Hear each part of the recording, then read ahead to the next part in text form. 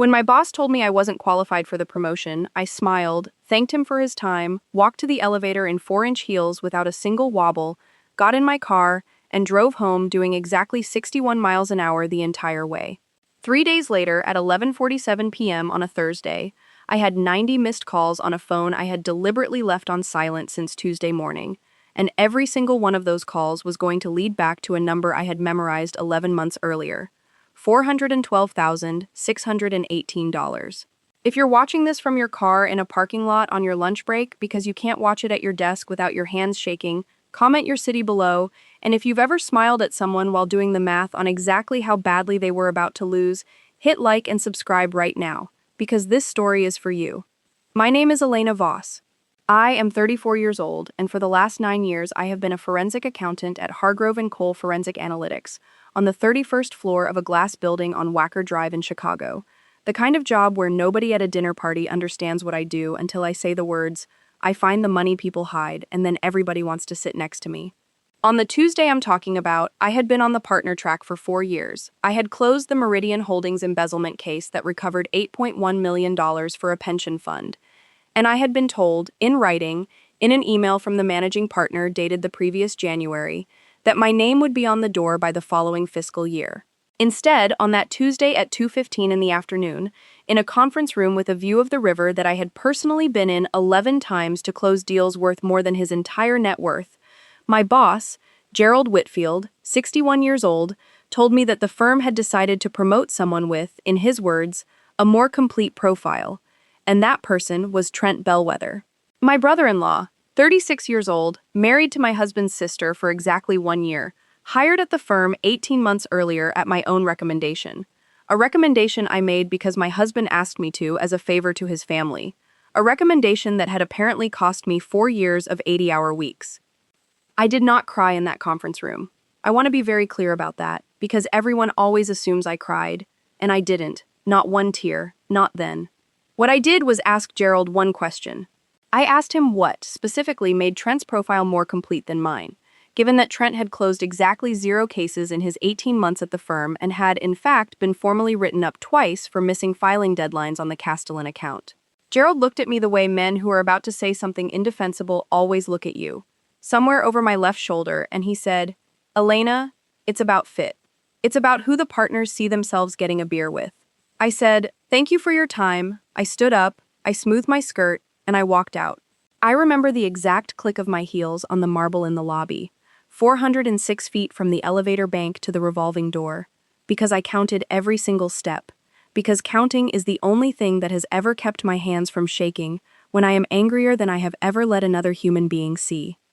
Here is what nobody in that conference room knew. Here is what nobody in my entire life knew, except one person, and I'll get to him. For the 11 months prior to that Tuesday, I had been quietly, meticulously, forensically tracing $412,618 that had disappeared out of accounts my husband and I held jointly, money that had been diverted through a shell entity registered in Delaware under a name I did not recognize until the 4th month of tracing it. A name that turned out to belong to a woman named Amber Reyes, 31 years old, a marketing associate at, of all places, my own firm. On the 4th floor, 2 floors below mine, someone I had shared an elevator with at least 40 times without knowing that my husband had been transferring money into her name since February of the previous year. That is Loop A. I will tell you exactly how I found it, dollar by dollar, wire transfer by wire transfer, and I will tell you exactly what I did with what I found. But not yet, because Loop A is not even the worst part of this story. Here is Loop B. 6 weeks before that Tuesday in the conference room, I had discovered, entirely by accident, while looking for my husband's passport in the drawer of his home office desk because we were supposedly planning a 10th anniversary trip to Lake Como, a burner phone taped to the underside of the drawer with a rubber band that had gone brittle with age. The kind of detail you don't forget. The brittle snap of it when I pulled it free. The phone had 143 text messages on it, all between my husband, Marcus Bellwether, 37 years old, and a contact saved simply as AR. I did not need 3 guesses to know who AR was. The messages went back 19 months. The most recent one, sent 4 days before I found the phone, said, "She still doesn't know. She's too busy chasing her promotion to notice anything. 2 more months and I'll have enough to file. Then it's just us." Marcus was planning to leave me. Marcus was planning to leave me for a woman named Amber Reyes, and he was planning to fund that new life with money he had been quietly siphoning out of accounts that had my name on them just as much as his, if not more. Because every dollar in those accounts, every single dollar, had come from my salary and my bonuses. Because Marcus Bellwether had not held a job with a W-2 in 3 years. Here is Loop C, and this is the one you're really here for, so I'll be honest with you about it right now. I am not a woman who screams. I am not a woman who throws a wine glass across a kitchen, although God knows I understand the appeal. What I am is a woman who, when she finds a phone taped under a drawer, closes the drawer very gently, puts the phone back exactly where she found it, down to the angle of the rubber band, and then spends the next 6 weeks building a case with the same discipline I would use on a client audit worth 9 figures. I did not confront Marcus. I did not confront Amber. I did not confront my mother-in-law, Diane Bellwether, 63 years old, who I would come to learn had known about the affair for at least 4 months and had said nothing to me. Not because she was protecting her son out of some misguided loyalty, but because, as I would later find out from her own mouth, she believed I wasn't really family anyway, not the way Amber's people were. I did not confront Trent, my brother-in-law, the man who took my promotion, who I would come to learn had been feeding Gerald Whitfield a steady diet of misinformation about my instability at home for months, sourced directly from his wife, my sister-in-law, who had heard it from her mother, who had heard it from Marcus. What I did instead was drive home at exactly 61 miles an hour, walk into my house, kiss my husband on the cheek, ask him how his golf game with his brother had gone, and then go upstairs to my home office and open a file I had labeled, with the kind of dark humor that gets you through 11 months of quiet devastation, anniversary trip planning. I need to back up because you deserve to understand who I was before any of this happened, and you deserve to understand exactly how a woman who spends her entire professional life finding other people's hidden money managed not to notice, for as long as I did, that the same thing was happening in her own house. I met Marcus Bellwether when I was 25 years old, at a fundraising gala for a children's hospital in Chicago, the kind of black tie event where the tables cost $25,000 each, and everyone is there for some genuine mixture of philanthropy and networking that nobody wants to name out loud. I was there because Hargrove and Cole had a table. Marcus was there because his family, the Bellwethers, had been fixtures on that circuit for 3 generations, ever since his grandfather made a fortune in Chicago real estate in the 1960s. A fortune that, I would only learn many years later, had been almost entirely spent by the time Marcus was born. Marcus was 28 then, charming in the specific way that men who have been told their entire lives that they are charming become charming, wearing a tuxedo that I now know he rented because his own no longer fit after a bad 2 years, and he introduced himself to me by the dessert table, told me my dress was the only interesting thing in the room, and asked if I wanted to skip the silent auction and get real food somewhere. I said yes. I was 25 and I had grown up in a modest 3-bedroom house in Rockford, with a father who worked as a federal prosecutor for the Northern District of Illinois for 31 years before he became a judge, and a mother who taught high school algebra, and here was this man with a last name that appeared on a wing of the very hospital we were raising money for. And I will admit to you, on this channel, in front of however many of you are watching, that a part of 25-year-old me found that intoxicating in a way that had nothing to do with love and everything to do with the particular hunger of a smart girl from Rockford who wanted, badly, to belong somewhere that felt bigger than where she started. We were married 2 years later in a ceremony at the Drake Hotel that cost $180,000, of which my parents contributed $40,000, a sum that represented nearly a third of my father's retirement savings at the time, and the Bellwethers contributed the rest. Or at least that is what I believed for the following 9 years. Until I discovered,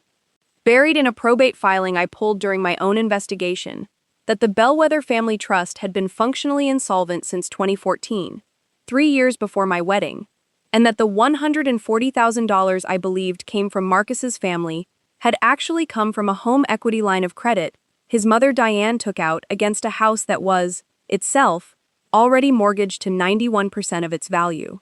Marcus Bellwether did not come from money by the time I married him. Marcus Bellwether came from the memory of money, from a family that had spent 3 decades performing wealth so consistently, so convincingly, at so many galas and country clubs and Christmas parties, that even his own son believed, or at least behaved as if he believed, that the money was still there. It was not. It had not been there for years. What was there, instead, was me, A wife whose salary at 30 had already crossed $200,000 a year, whose bonuses regularly added another 80 to 110,000 on top of that, and who had, without ever quite deciding to, become the entire actual financial foundation of a family that continued to introduce itself, at every gala and every golf outing, as though nothing had changed since 1985.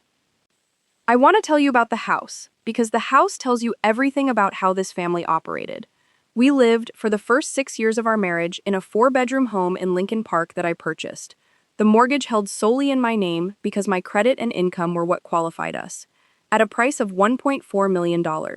Marcus told everyone at every dinner party that it was the bellwether house, as though it had descended through generations, when in fact I had signed every single document at the closing table alone, on a Tuesday afternoon, while Marcus was, according to his own calendar that I would later subpoena as part of a different matter entirely, at a driving range.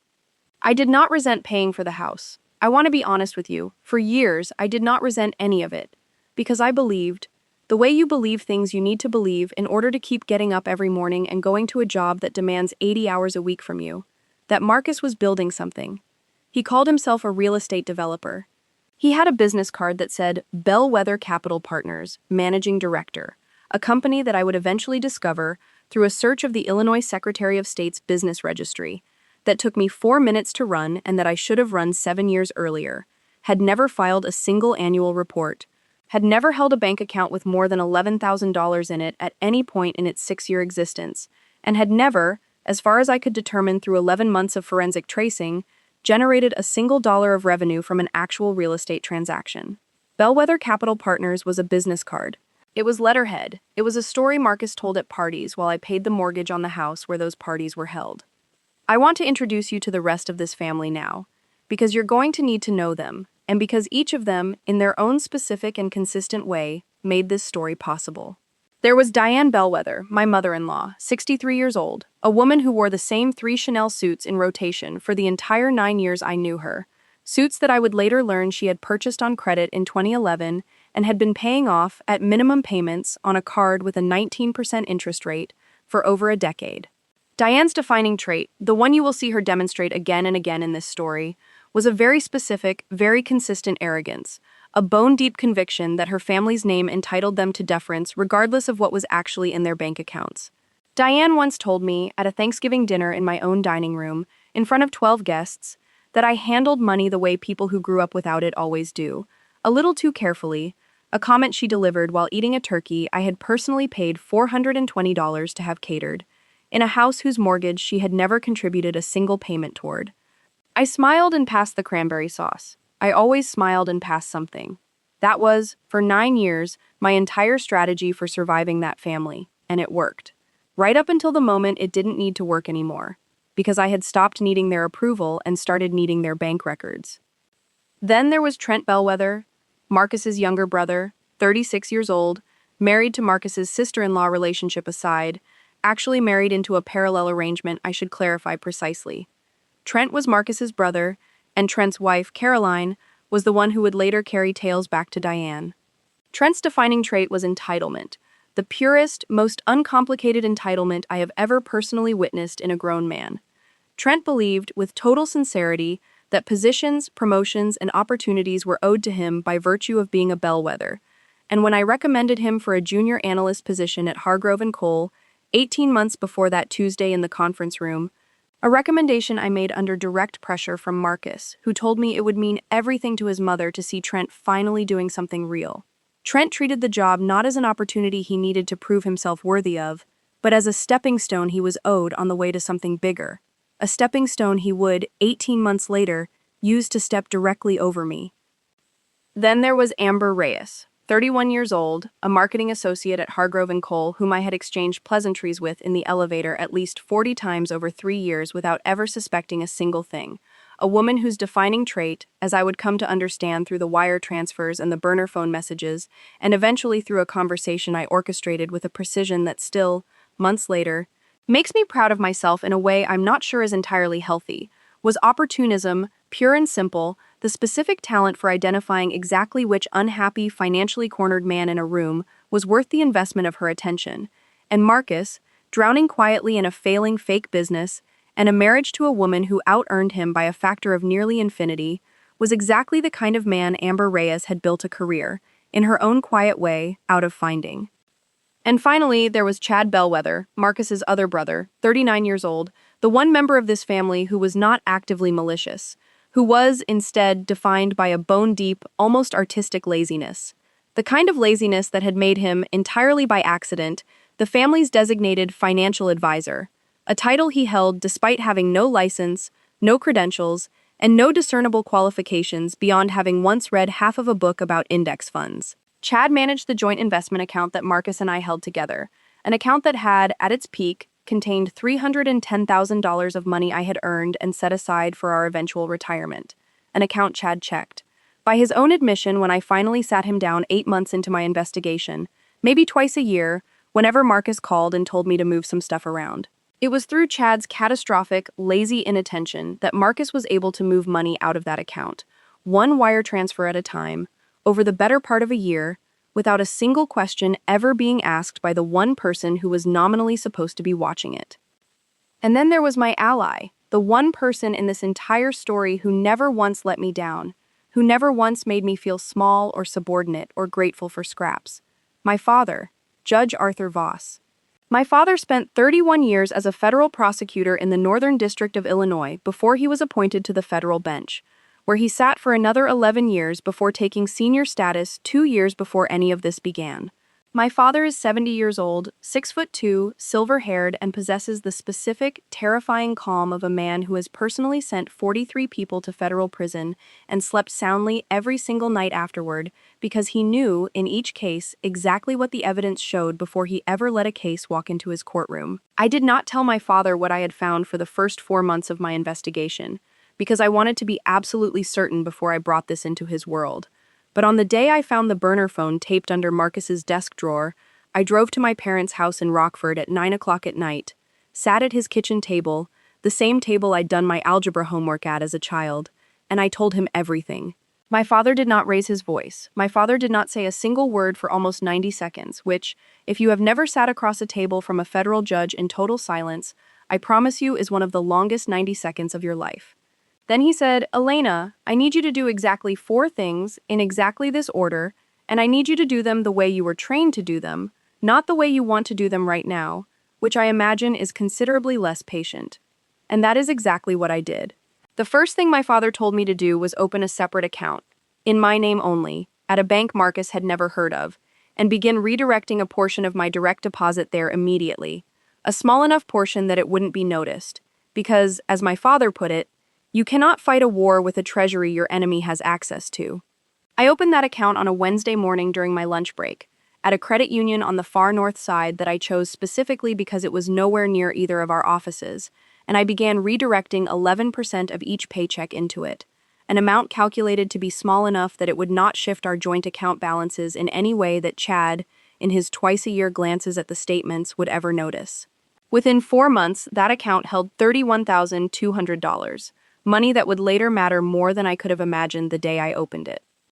The second thing my father told me to do was pull every single financial document I had legal access to, not illegally, not by hacking anything, but by using my own name on joint accounts, my own authority as an account holder, to request full transaction histories going back 3 years. This is where my forensic training became, for the first time in my career, deeply personal. I requested statements from 4 joint checking accounts, 2 joint savings accounts, the investment account Chad supposedly managed, and, using a credential I still had from a home refinance we had done together, records from the mortgage servicer. I built what I would build for any client, a full timeline, transaction by transaction, in a spreadsheet with 14 columns, tracking date, amount, originating account, destination account, listed memo, and a column I added myself, in dark red text, labeled verified purpose, which I filled in only when I could independently confirm what a given transfer had actually paid for.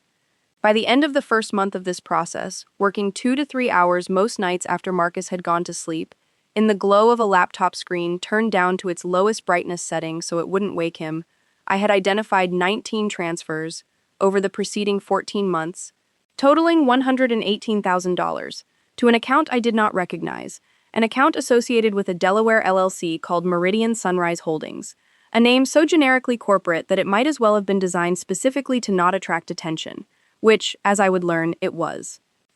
The third thing my father told me to do was trace the LLC itself, and this is where 9 years of forensic accounting training turned out to be worth every single one of the 80-hour weeks I had put in to earn it. Delaware does not require LLCs to disclose beneficial ownership publicly, which is exactly why so much money in this country hides there. But Delaware does require a registered agent, and registered agents, when you know how to ask, when you know which specific form to file and which specific fee to pay, and which specific follow-up call to make 3 business days later, will confirm certain narrow categories of information. It took me 6 weeks of careful, patient work. The kind of work most people would find unbearably tedious, and that I found, I will admit, almost meditative in its precision. To trace Meridian Sunrise Holdings back through 2 layers of registered agent services to a single signatory on the original formation documents. A woman named Amber L. Reyes with a Chicago address that, when I looked it up, turned out to be a 2-bedroom apartment on West Erie Street, Unit 4C, a building I had driven past at least 100 times without ever once looking up at its windows. I sat with that name for 11 days before I did anything else. I want you to understand what those 11 days were like, because I think anyone who has ever suspected something about a partner and then confirmed it will recognize this specific, terrible clarity. For 11 days, I went to work. I closed a fraud case for a manufacturing client worth $6.2 million. I came home. I cooked dinner for Marcus. I asked him about his day. I listened to him describe fictional meetings with fictional investors for a fictional real estate deal in the western suburbs. And every single time he spoke, I heard, underneath his words, the sound of $118,000 of my money moving into an account controlled by a woman whose name I now knew and whose face I had seen in the elevator 40 times. I did not say a word. My father had told me the fourth and final thing to do, and it was the hardest one. Wait, and keep building, and do not let a single flicker of what I knew show on my face. Because the moment Marcus suspected I knew anything, he would move faster, hide better, and, my father said, in the flattest voice I have ever heard him use,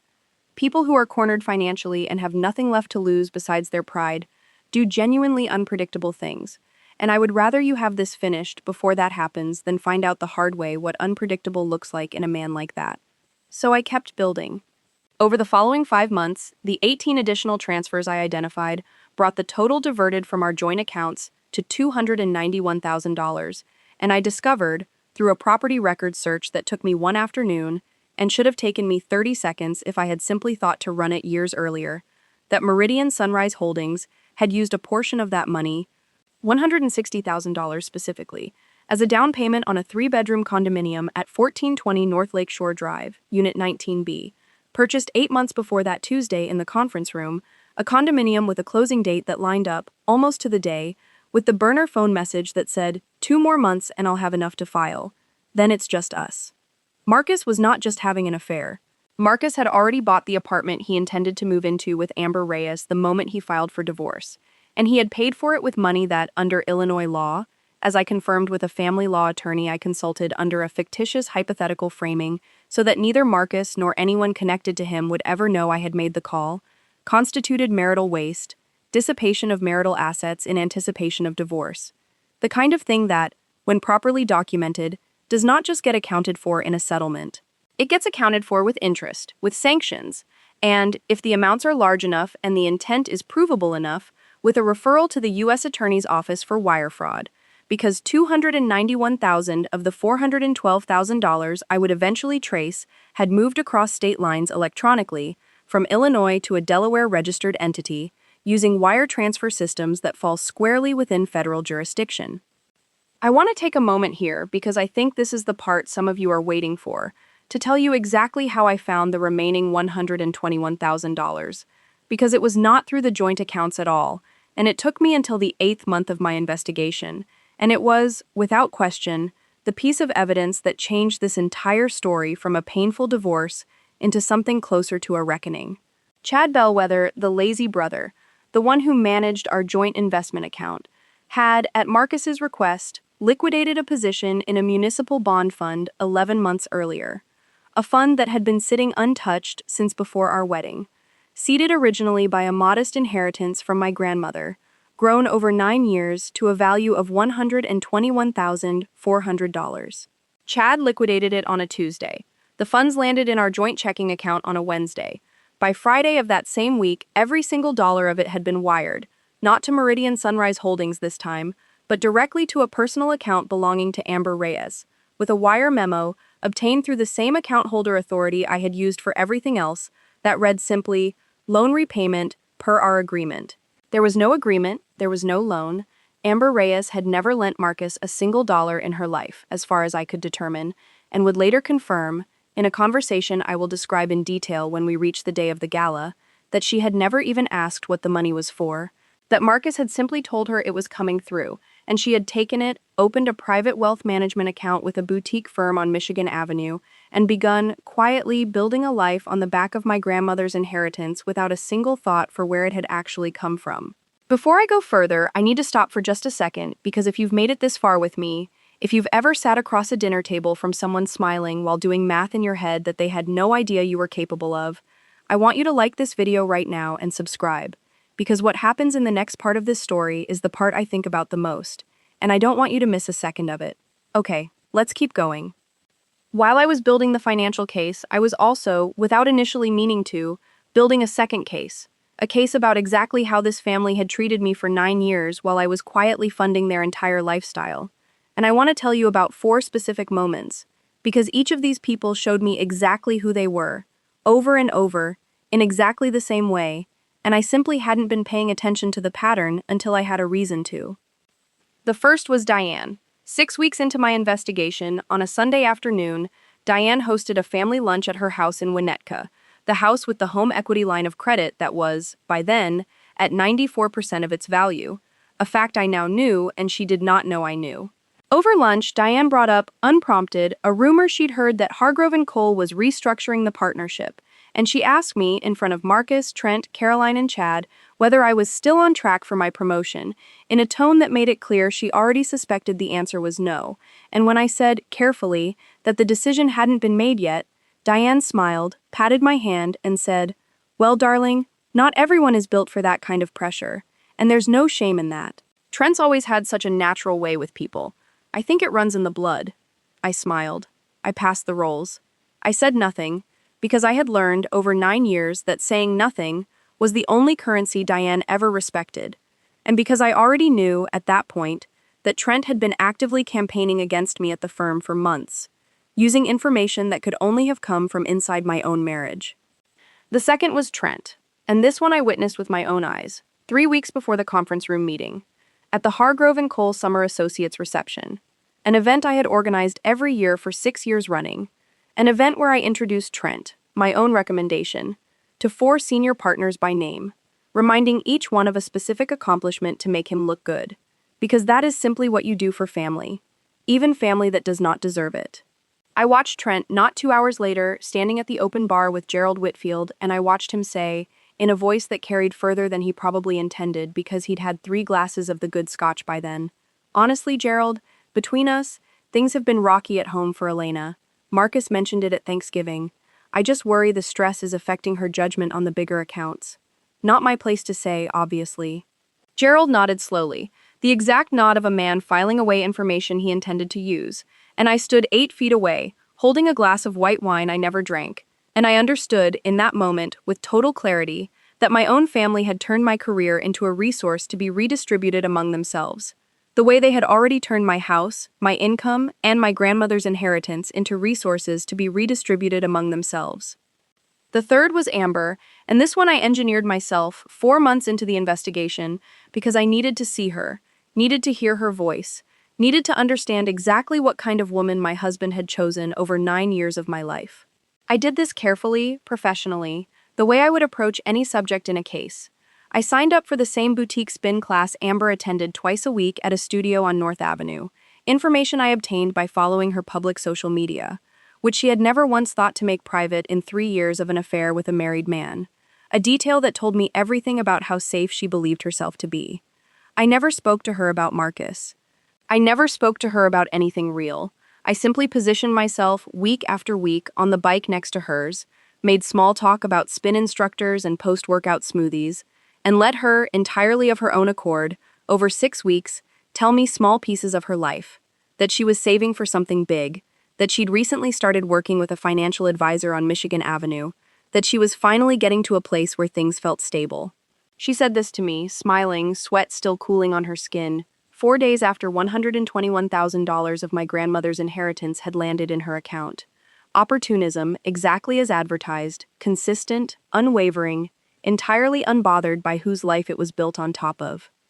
The fourth was Chad, and this one was less about malice than about the specific damage that laziness does when it's given real financial authority. I went to Chad directly, 7 months into my investigation, under the pretense of reviewing our retirement strategy together, and I asked him, casually, to walk me through the last year of activity in our joint investment account. Chad pulled it up on his phone, scrolled for exactly 4 seconds, and said, "Honestly, Elle, I mostly just move stuff when Marcus tells me to. He's usually got a read on things I don't have time to dig into." I asked him if he'd ever questioned a transfer, ever once, in 3 years of managing an account with our combined retirement savings in it. Chad laughed, actually laughed, and said, "Man, no, that's not really my thing. Questioning stuff. I just try to keep everyone happy." I thanked him for his time. I did not tell him that his specific brand of not wanting to be the one who asked questions had, over the preceding 14 months, cost me $121,400 of my own grandmother's money, delivered directly into the hands of a woman my husband was planning to leave me for. By the 9th month of my investigation, I had a complete picture. $412,618, diverted across 231 days, a Delaware LLC, controlled by my husband's mistress, a condominium purchased 8 months in advance of a divorce filing that had not yet happened, a burner phone with 143 messages spanning 19 months, a brother-in-law who had actively sabotaged my career using information sourced from inside my marriage, and a mother-in-law who had known about all of it for at least 4 months and said nothing, because, as I would eventually confirm directly from her own mouth, she did not consider protecting me to be part of her job as my mother-in-law. I brought all of this organized in the same 14-column spreadsheet format I would use for any 9-figure institutional client to my father's kitchen table on a Tuesday night in October, exactly 2 weeks after the promotion meeting with Gerald Whitfield, and I laid it out for him the way I would lay it out for opposing counsel, methodically, without a single wasted word. And when I finished, my father sat quietly for a long moment, the same 90-second silence as before, and then he said, "Elena, you have built, without any formal legal training beyond what you picked up from me at that kitchen table growing up, a case that would take most federal prosecutors a year, and a subpoena power you don't have to assemble. I am enormously proud of you, and I am now going to make one phone call that will take this out of the realm of a divorce and put it exactly where it belongs." That phone call was to a former colleague of his, a woman named Special Agent Priya Nair, 44 years old, who had spent 6 years in the FBI's Chicago field office working exclusively on financial crimes, and who owed my father, by her own account, when we met 3 days later in a coffee shop on Michigan Avenue that had exactly the kind of forgettable, anonymous corporate decor that makes it perfect for conversations like the one we were about to have. A favor from a case in 2019 that I am never going to be able to fully repay, so let's just say this makes us square, and I'm glad to help. Agent Nair looked through my spreadsheet for 11 minutes without saying a word, occasionally tapping a specific cell with the end of her pen, and then she looked up at me and said, "This is one of the cleanest citizen-assembled financial trails I've seen in my career. You've done my job for me. I need 48 hours to verify a few things through channels you don't have access to, and then I think we're going to want to have a conversation with your husband and Ms. Reyes that neither of them is going to enjoy. I want to be honest with you about what the next several weeks felt like, because I think this is the part that gets skipped over in stories like this. The part where you have to keep living inside a marriage you know is already over, keep sleeping in the same bed, keep asking about a fictional business over dinner, while federal agents quietly verify wire transfer records in the background. It felt, more than anything, like holding my breath underwater in a pool I had built myself, brick by brick, over 9 months, knowing exactly how many more strokes I had before I could surface, and refusing, out of a discipline that I am still not entirely sure I should be proud of or disturbed by, to come up for air even 1 second early. Marcus, during those weeks, seemed lighter than I had seen him in years, humming in the shower, taking calls in the garage with the door shut, once even suggesting, unprompted, that we start fresh somewhere, maybe consider a change of scenery next year. A suggestion I now understand was Marcus's own clumsy, cowardly attempt to prepare the emotional ground for a divorce he intended to spring on me the moment his condominium closing and his financial extraction were both fully complete. He had no idea that his extraction was not just complete. It was documented, time-stamped, cross-referenced, and sitting in a case file at the FBI's Chicago field office, with his name, Amber Reyes's name, and a Delaware LLC's name all printed on the same page. The closing of Loop B, the personal betrayal, happened for me not in a single dramatic confrontation, but in a single quiet phone call, 4 weeks after I met Agent Nair, on a Wednesday evening while Marcus was at what he told me was a networking dinner, and was in fact a dinner with Amber at a restaurant on Randolph Street, a fact I knew because Agent Nair's team, now formally investigating potential wire fraud, had informed my father, who had informed me, that surveillance confirmed Marcus and Amber had begun meeting openly in public for the first time in 19 months. A sign, Agent Nair said, that Marcus believed he was close enough to his exit, that discretion no longer mattered as much to him. I sat alone in the house I had paid for, at the kitchen island I had chosen the marble for, and I called my mother-in-law Diane and I asked her, in a voice I kept perfectly level, whether she had known that Marcus had purchased a condominium on Lakeshore Drive. There was a silence on the line that lasted exactly 6 seconds, long enough for me to know, with total certainty, that the answer was yes. Diane said, "Finally, Elena, I think that's really a conversation for you and Marcus to have," which is the closest thing to a confession I ever got out of that woman, and which told me everything I needed to know about the fourth traitor in this story, the one who had known for months and had chosen her son's comfort over my right to know that my own marriage was a stage set. I closed Loop B for myself completely 3 days later, on a Saturday morning, when I did something I had been planning since the 8th month of my investigation. I drove to the spin studio on North Avenue one final time, sat on the bike next to Amber Reyes for the last time, and instead of small talk about smoothies, I said, quietly, while we both stretched at the end of class, "I know about the condominium on Lakeshore Drive. I know about the $412,000. I know about the $121,000 of it that used to be my grandmother's money, and I know you've never once asked Marcus where any of it actually came from, because you didn't want to know the answer badly enough to risk losing it." Amber Reyes went the color of the studio's white walls. She said nothing for almost 30 seconds, and then she said, in a voice much smaller than the one she used to describe her smoothies, "I didn't know it was that much. I didn't know it was your family's money." I told her that ignorance chosen this deliberately doesn't count as innocence in any court I've ever worked with, and I picked up my water bottle and I walked out, and that was the last time I ever spoke to Amber Reyes as anything other than a name on a federal indictment.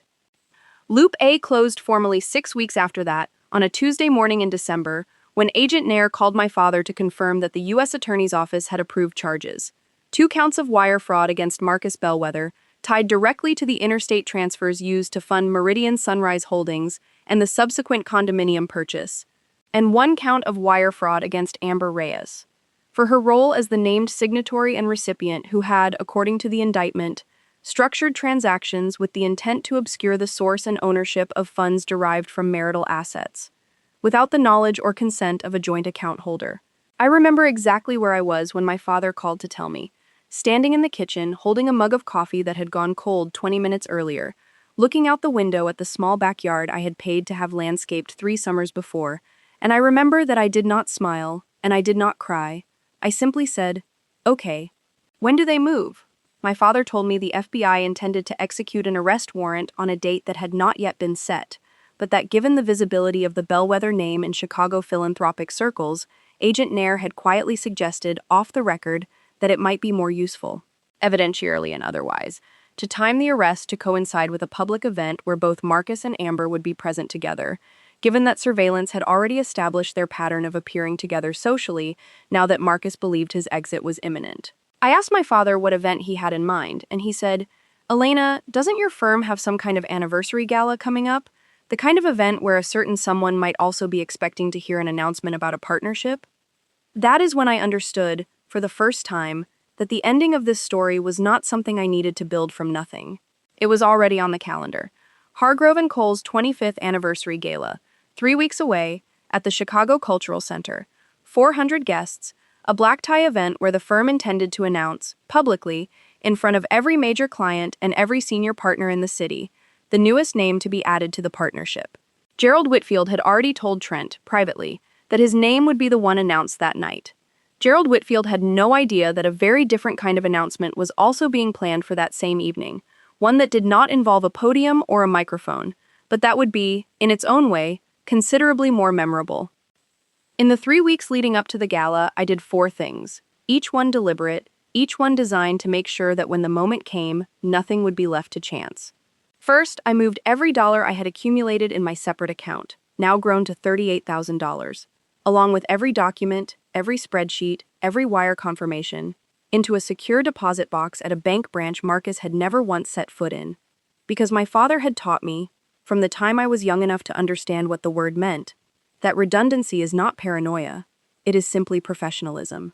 Second, I quietly retained a divorce attorney, a woman named Renata Ford, 60 years old, who my father described as the single most ruthless family law attorney in the state of Illinois, and I say that with the highest possible respect. A woman whose entire practice was built on representing spouses who had been financially blindsided, and who, upon reviewing my 14-column spreadsheet for exactly 19 minutes, looked up at me and said, "Elena, I have been doing this for 31 years and I have never once seen a client walk in with a case this airtight.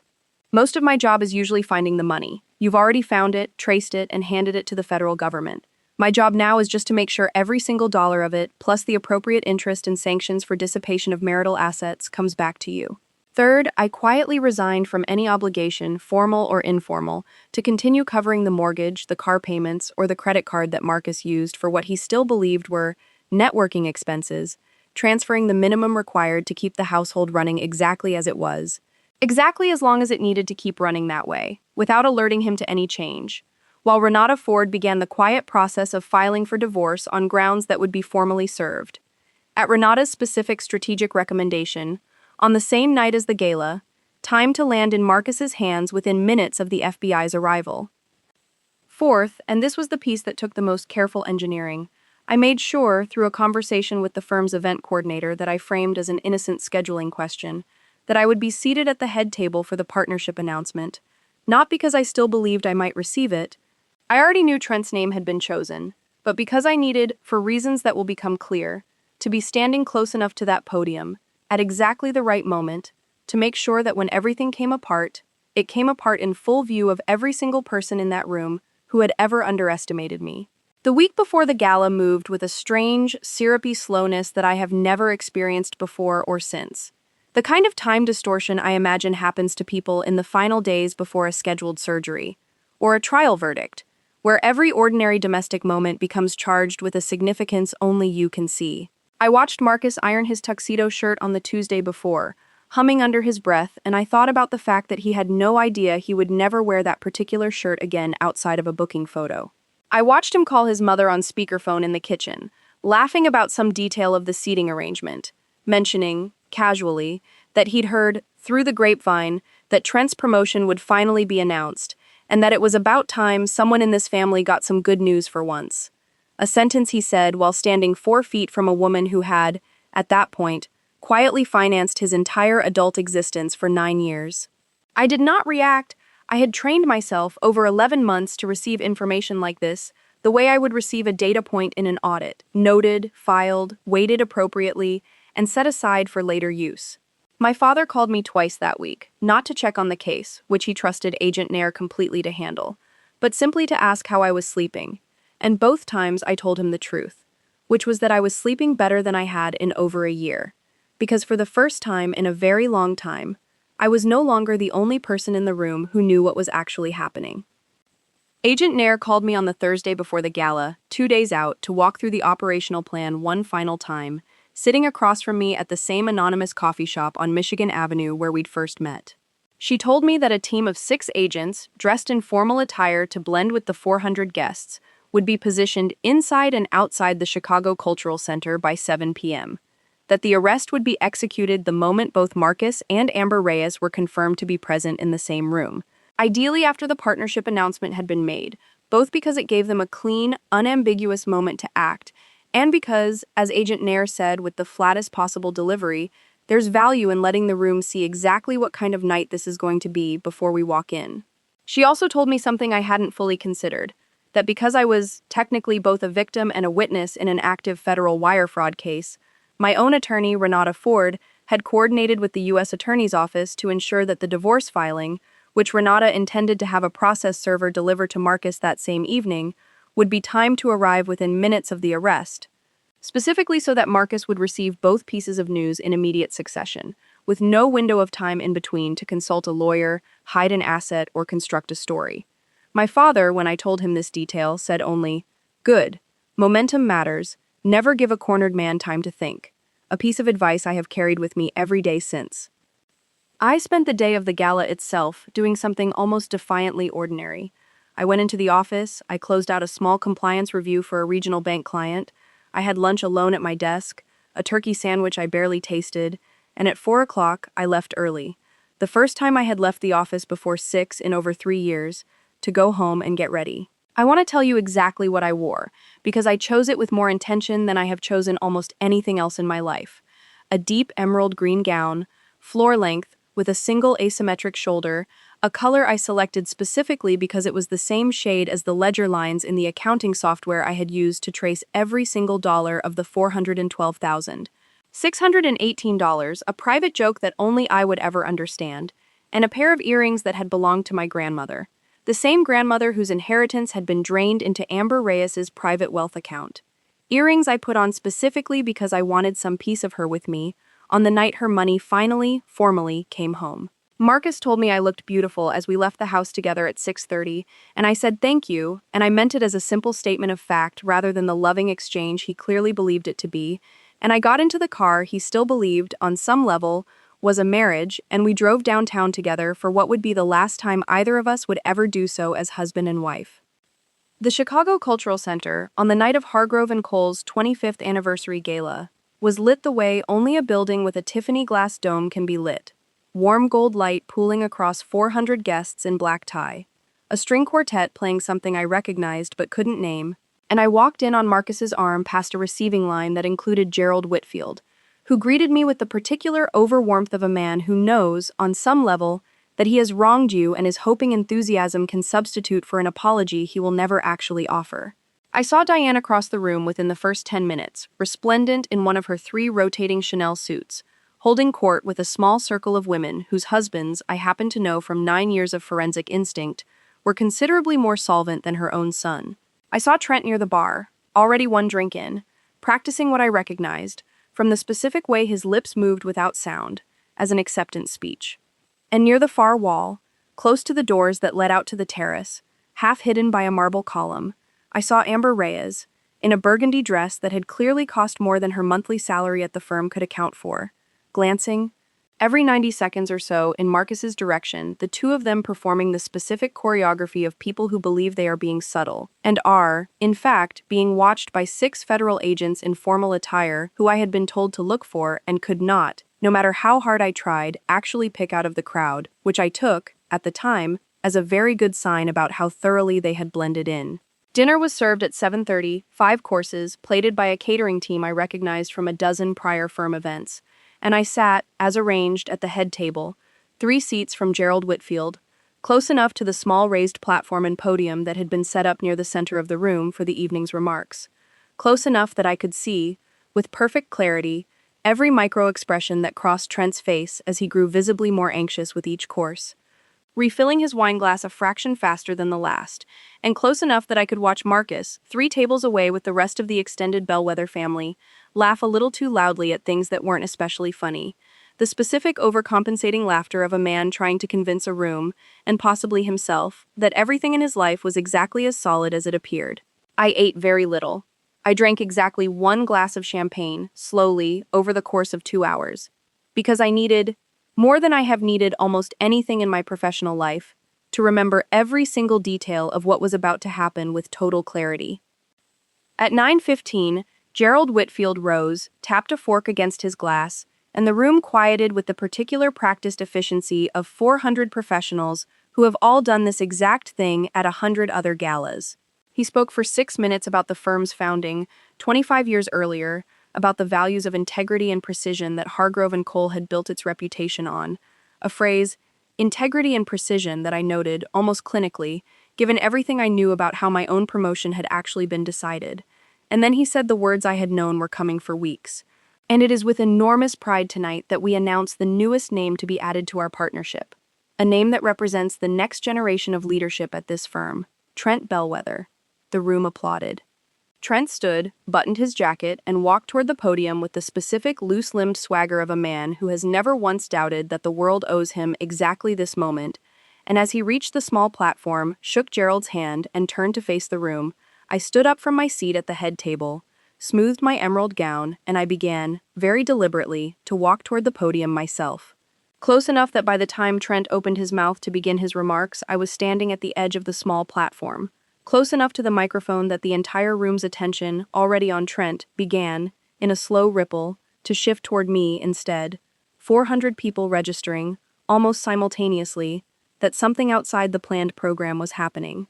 I did not raise my voice. I have never needed to raise my voice to be heard in a room, and I did not need to that night either, because the acoustics of the Cultural Center's Tiffany Dome carry a normal speaking voice remarkably far,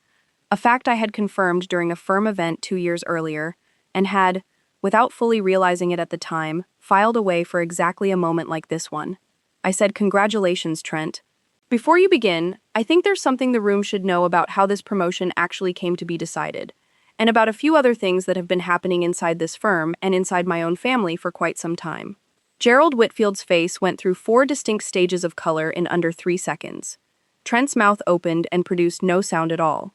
And that is when I saw them, finally visible now that they had stopped trying to blend in. 6 figures in formal attire, moving, calmly, without any wasted urgency, from 3 separate points around the perimeter of the room, converging toward the center, toward the head table, toward Marcus, who was still seated, still holding a wine glass, his face beginning to register, in slow motion, that something in the room had shifted in a way that had nothing to do with his brother's speech. Agent Priya Nair reached Marcus's table first, flanked by 2 other agents, and she said, in a voice pitched to carry, deliberately, to the surrounding tables, "Marcus Bellwether, you're under arrest on 2 counts of wire fraud in connection with interstate transfers totaling $291,000, moved without authorization from joint marital accounts into a Delaware shell entity between February and November of last year." The wine glass Marcus was holding slipped out of his hand and shattered on the marble floor, a sound that, in a room that had gone almost completely silent, seemed to echo for a full second longer than physics should have allowed. Across the room, near the terrace doors, I watched 2 more agents approach Amber Reyes, who had gone the same shade of white I'd seen on her at the spin studio, and I heard, though not clearly enough to make out every word, the phrase, "structuring transactions to conceal the source of funds," which was, I knew, almost verbatim language from the indictment I had helped build. Dollar by dollar, transfer by transfer, over 11 months of nights after Marcus had gone to sleep, believing I suspected nothing at all. Diane Bellwether, 3 tables away, stood up so fast her chair toppled backward, and I heard her say, to no one in particular, in a voice that had lost every trace of the arrogance I had absorbed silently for 9 years,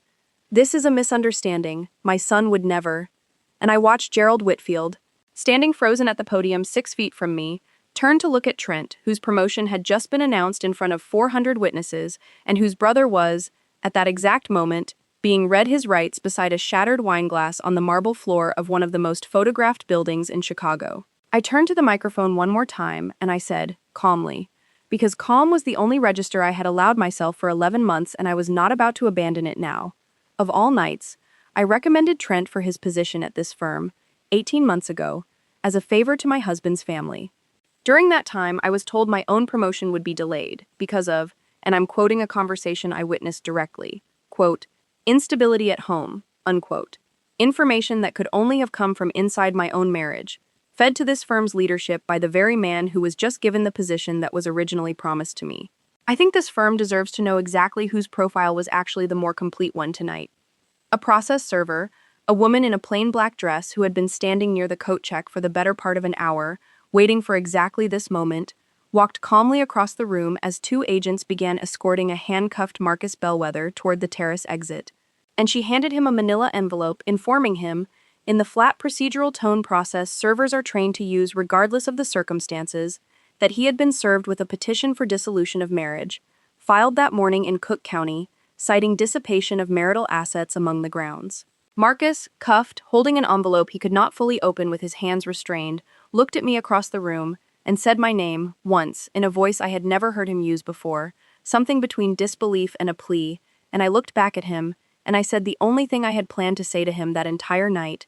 a callback to a phrase he had used at our wedding rehearsal dinner 9 years earlier, toasting me in front of both our families, when he'd said, laughing, holding his glass high, "Elena's always 3 steps ahead of everyone else in the room. That's why I married her." I said, quietly, so that only he and the agents beside him could hear it. "I told you I was always 3 steps ahead. You just never asked how many." Then I turned, walked back to the head table, picked up my small clutch, and I left the Chicago Cultural Center alone, in my emerald gown and my grandmother's earrings, while 400 guests stood frozen in a room that would be the subject of Chicago society gossip for the better part of a year.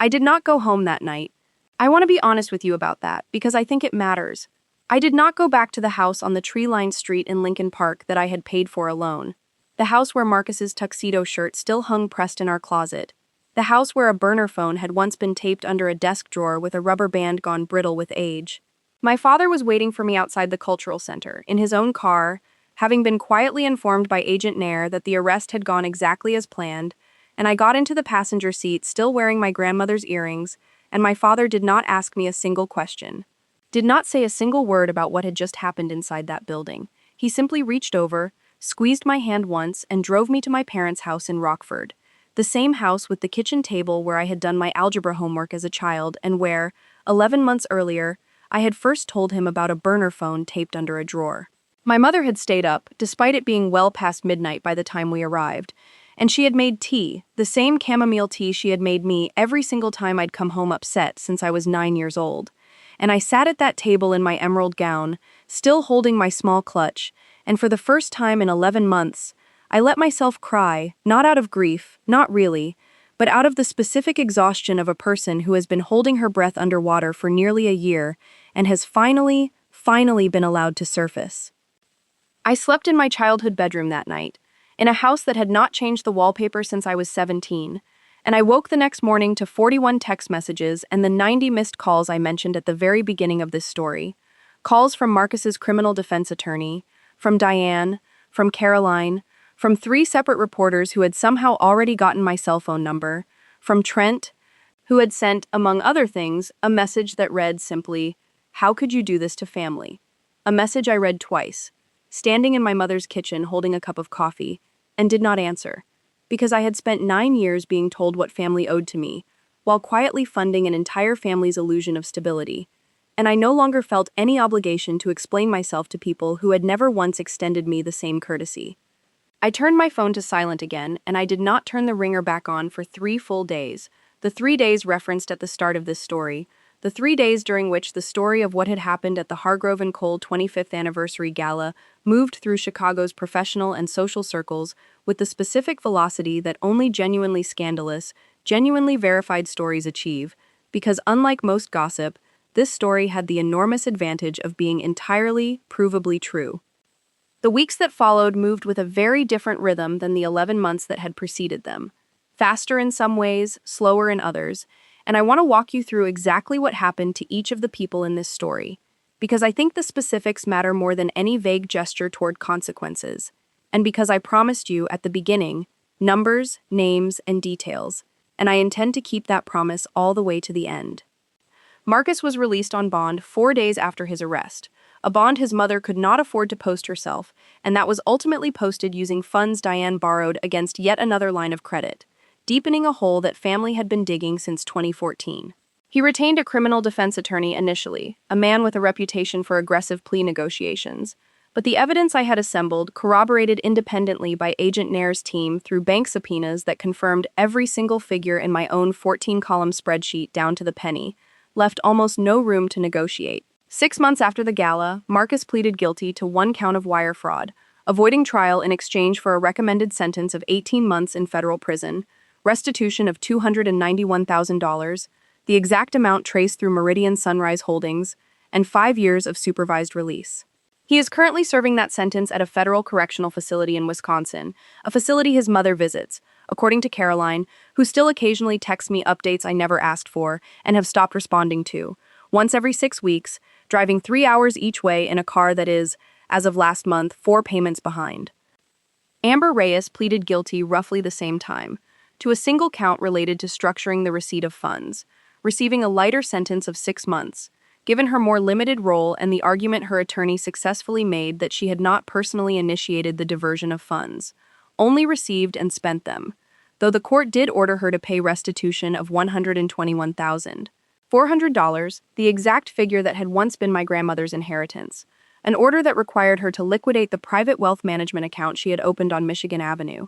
the same account she had described to me on a stationary bike as evidence that things were finally getting to a place where things felt stable. Amber was terminated from her position at Hargrove & Cole within a week of the arrest, a termination Gerald Whitfield handled personally. In what I understand from colleagues who were present, was one of the more uncomfortable meetings in the firm's 25-year history, and she has not, as far as anyone I know has been able to determine, found comparable employment since, working instead, according to a mutual acquaintance from the Spin Studio, at a boutique retail store in a suburban shopping center, a considerable distance both geographically and financially from the condominium on Lakeshore Drive, which was seized as part of the restitution order and sold at auction 11 months after the gala for $1.1 million, the proceeds of which went, first, toward restitution, and second, toward the marital estate that Renata Ford was, by then, in the process of dividing in my favor. Trent Bellwether's partnership at Hargrove & Cole, announced with such fanfare at the gala, was quietly rescinded within 2 weeks, not through any formal disciplinary process related to his own conduct directly, since campaigning informally against a colleague, while deeply unethical, did not itself violate any specific written policy, but through what Gerald Whitfield described to him, according to an account relayed to me by a partner I still trust at the firm, as an untenable position given the reputational exposure to the firm. A euphemism for the fact that no client wanted to be handled by the newest partner, whose family had just been the center of a federal fraud case broadcast across every business publication in the city. Trent resigned 4 weeks after the gala, before he could be formally terminated, and has since taken a position, according to his LinkedIn profile, which I check perhaps twice a year out of a curiosity I am not entirely proud of. As a business development consultant at a small firm I have never heard mentioned by anyone in the industry, a title that, based on everything I now understand about how the Bellwether family constructs the appearance of professional success, I suspect involves considerably less actual business development than the title implies.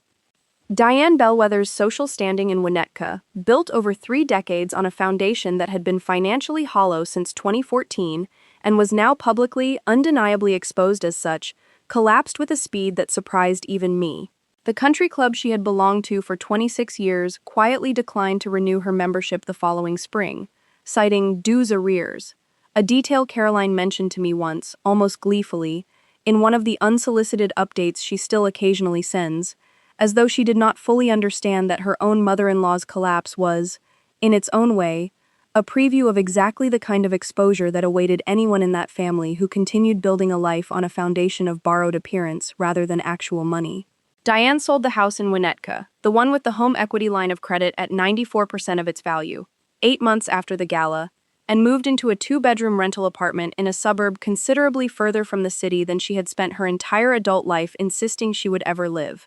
A move she described to a mutual acquaintance as temporary, a word I recognized, from 9 years of listening to this family describe their circumstances, as one that had never once, in my experience, turned out to be accurate.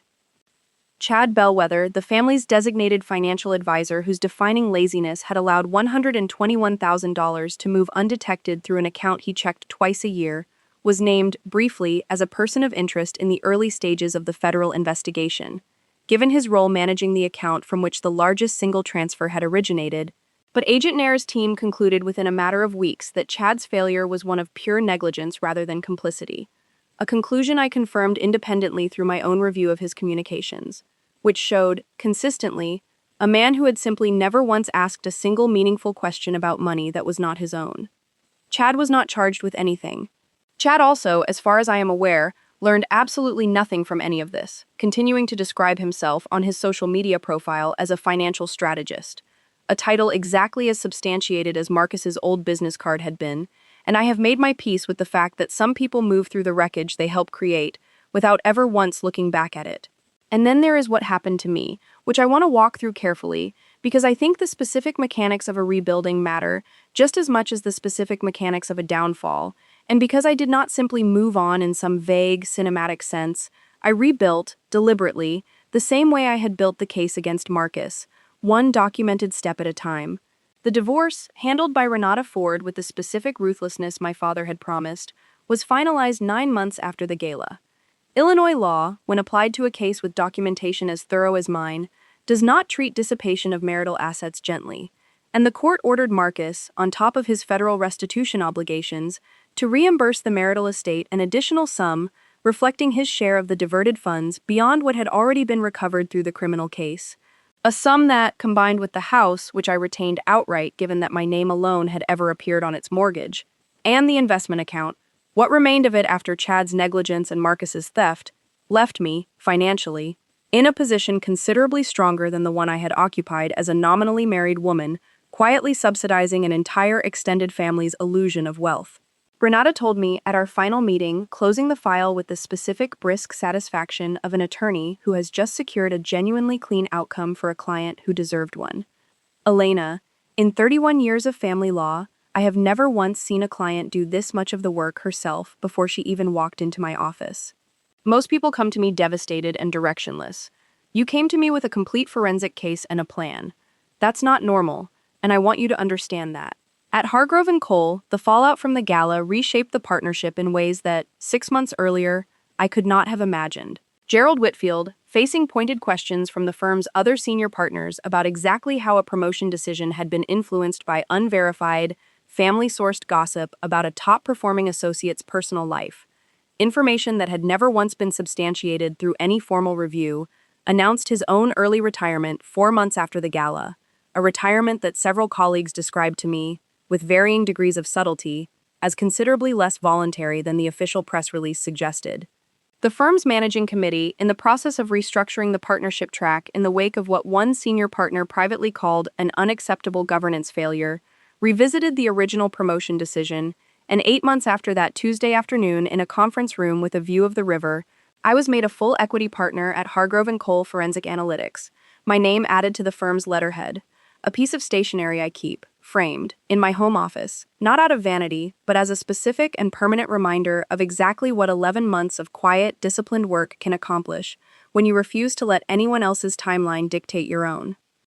I sold the house in Lincoln Park 14 months after the gala, not because I couldn't afford to keep it. I could have kept it easily on my own income by then, but because every room in it still held some residue of 9 years spent quietly financing a life that had never actually been mine to begin with.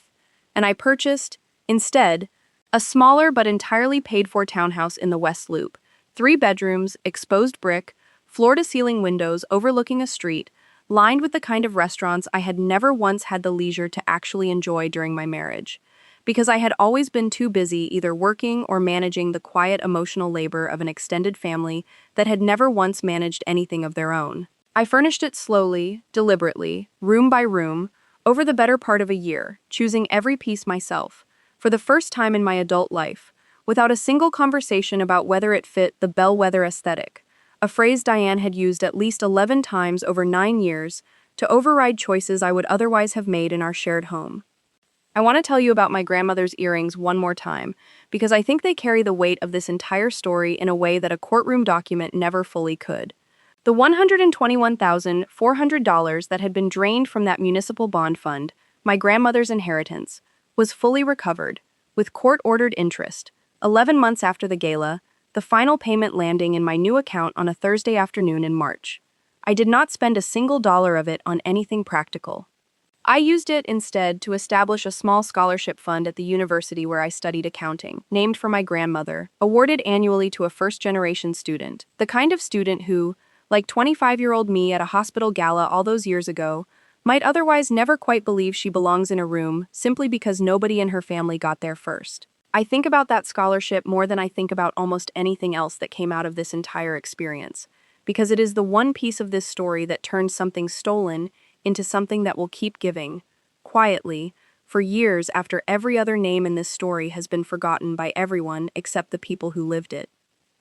My father asked me about a year after the gala, sitting once again at that same kitchen table in Rockford, whether I regretted any of it. The 11 months of silence, the discipline it took to sit across a dinner table from a man I knew was stealing from me, and say nothing. The specific coldness required to sit next to his mistress on a stationary bike for 6 weeks, gathering information, rather than confronting her the moment I suspected anything. I told him the truth, which is that I did not regret a single day of it. Because the alternative, the version of this story where I confront Marcus the moment I find a burner phone taped under a drawer, where I let anger dictate my timeline instead of evidence, would have given him exactly what people like Marcus and Diane and Trent have always been given by people who love them too readily. The chance to control the narrative, to reframe theft as a misunderstanding, betrayal as a mistake, to survive on the same performance of respectability that had funded their entire lives up to that point. What I gave him instead, what 11 months of quiet discipline gave him,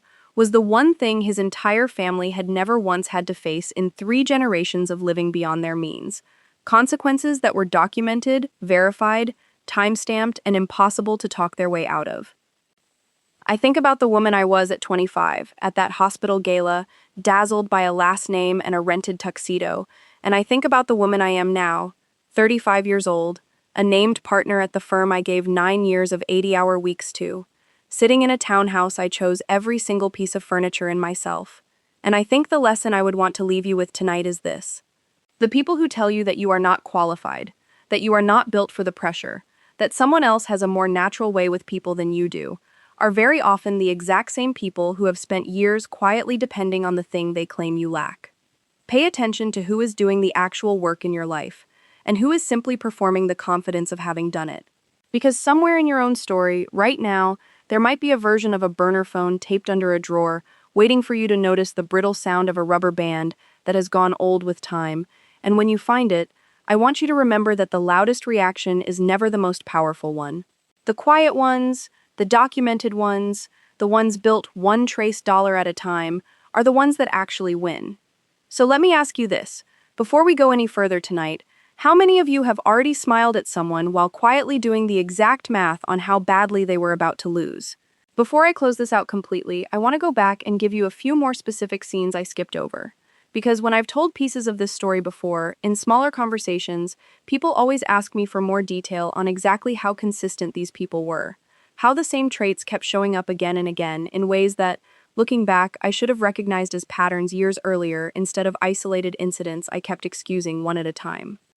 There was a second moment with Diane, 4 months into my investigation, at her 63rd birthday dinner, which Marcus and I hosted, at my expense, at a private room in a steakhouse on Rush Street, a dinner that cost $2,100. A figure I remember specifically because I paid it on a card that, unbeknownst to me at the time, was still carrying an unpaid balance from Marcus's business expenses the previous month. Over dessert, Diane raised a toast to her son's bright future in real estate, a toast that every single person at that table, except me, appeared to accept as sincere. And then, turning to me with a smile that had, over 9 years, become almost a physical sensation of dread, she said, "And of course, Elena, we're all so grateful for your little job too. It's nice that you have something to keep you busy. My little job. The little job that had, by that point in our marriage, paid for the private room we were sitting in, the dress Diane was wearing, and, though I did not yet know the exact figure, was actively subsidizing the down payment on a condominium her son intended to move into with another woman."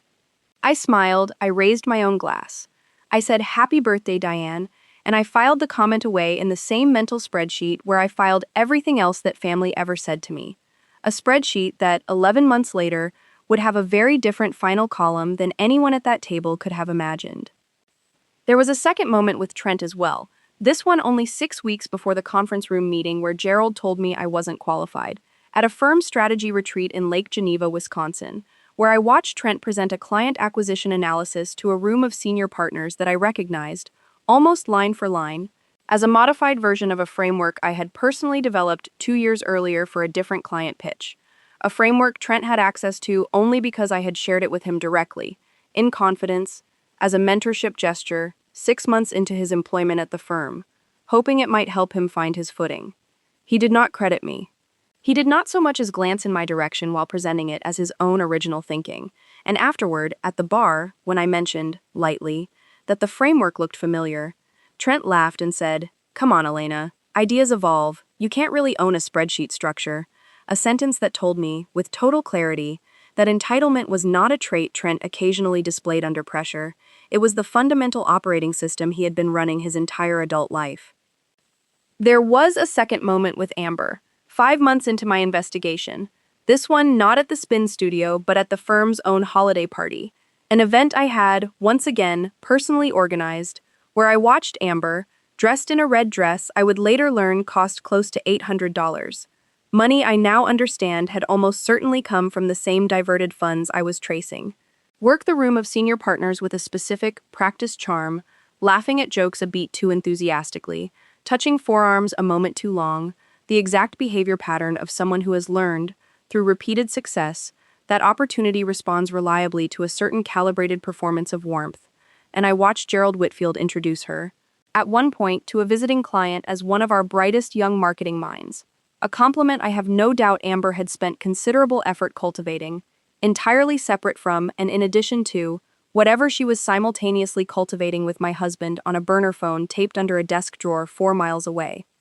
And there was a second moment with Chad, 7 months into my investigation, at a family barbecue at Diane's house, where I watched Chad spend the entire afternoon in a lounge chair by the pool, phone in hand, while Marcus and Trent debated, loudly, some minor real estate opportunity that never once turned into an actual transaction. And at one point Diane called across the yard, "Chad, honey, didn't you say you were going to look at the retirement numbers this week?" And Chad, without looking up from his phone, said, Yeah, I'll get to it, nothing's on fire." A sentence that, at the time, I filed away simply as further evidence of the same pattern I'd already documented, and that months later, reading it back in my own case notes, struck me as almost unbearably ironic, given that at that exact moment, $121,000 of my grandmother's money was actively, quietly being moved out of the very account Chad had just assured his mother nothing was on fire in. I want to go back to the earliest years of my marriage, because I think it's worth explaining, in more detail than I gave you before, exactly how a smart, professionally trained forensic accountant spent 9 years failing to apply her own professional instincts to her own household. Because I think a lot of people watching this have some version of the same blind spot, and I don't want to pretend I was simply a passive victim of other people's deception, without acknowledging the specific psychological architecture that made the deception possible in the first place. In my professional life, I have always operated on a principle my father taught me, before I even understood what forensic accounting was. Trust the documents, not the narrative. Every case I have ever closed, from the Meridian Holdings embezzlement to a dozen smaller matters, started the same way, with a story someone was telling, a narrative of legitimate business activity, and ended the same way, with documents that told a completely different, verifiable truth. And yet, for 9 years in my own marriage, I let the narrative run unchallenged, because the narrative was being told by someone I loved, by a family whose name I had married into and had, on some level, wanted desperately to believe belonged to me too. Marcus's story, "I'm building something, it just takes time," is the single most common story forensic accountants hear from the subjects of our investigations, and I had heard it, professionally, delivered by dozens of clients under scrutiny, and I had somehow never once applied to my own husband the exact same skepticism I applied automatically to every stranger's finances I was hired to examine. That is not a failure of intelligence. It is the specific, universal failure of love to apply the same rigor to people we've chosen as it applies, automatically, to people we haven't.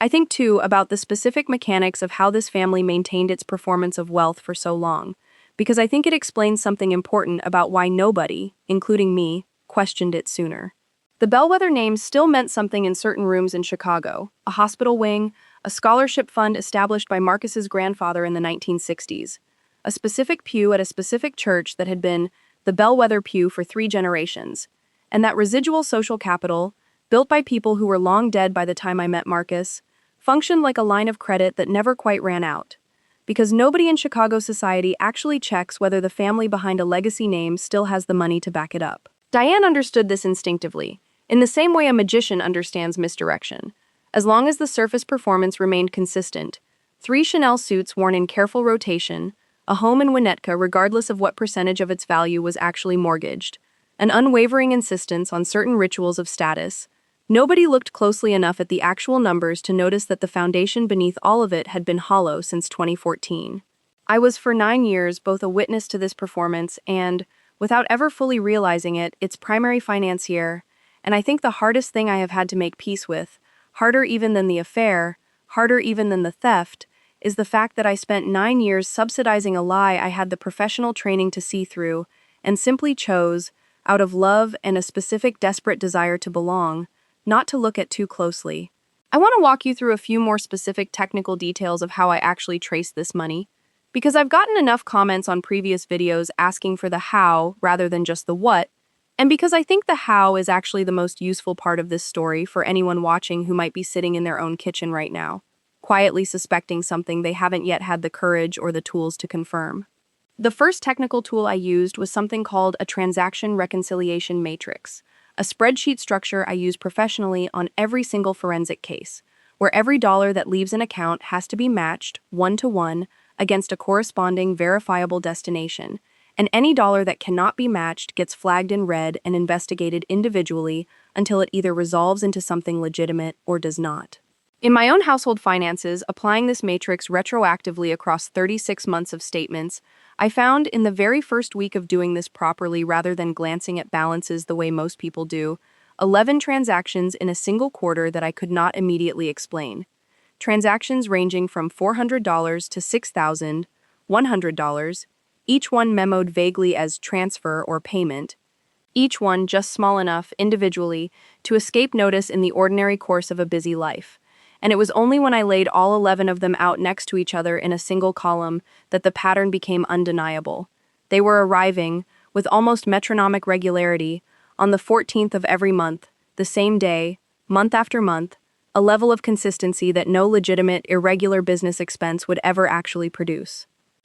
The second technical tool I used was public records access, specifically Delaware's Division of Corporations database, which anyone can search for free, and the Cook County Recorder of Deeds, which allows any member of the public to search property transactions by name, tools that most people never think to use because most people never have a reason to suspect they need to. I want to be direct with anyone watching this who suspects something similar in their own life. You do not need a private investigator's license to run a property record search in your own name or your spouse's name if you have reasonable belief that marital assets have been used for an undisclosed purchase. You do not need special software to request full transaction histories on accounts where your own name appears as an account holder. The tools I used to unravel $412,000 of hidden fraud were, almost entirely, tools available to any ordinary person with the patience to use them methodically rather than emotionally. And I think that is, in some ways, the most empowering part of this entire story. I did not need Marcus's passwords. I did not need to hack anything. I did not need to break a single law or a single ethical boundary of my own profession. I needed only the discipline to look at my own life with the same rigor I had always applied to other people's fraud, and the patience to build a case slowly enough that it could not be dismissed, contested, or talked away.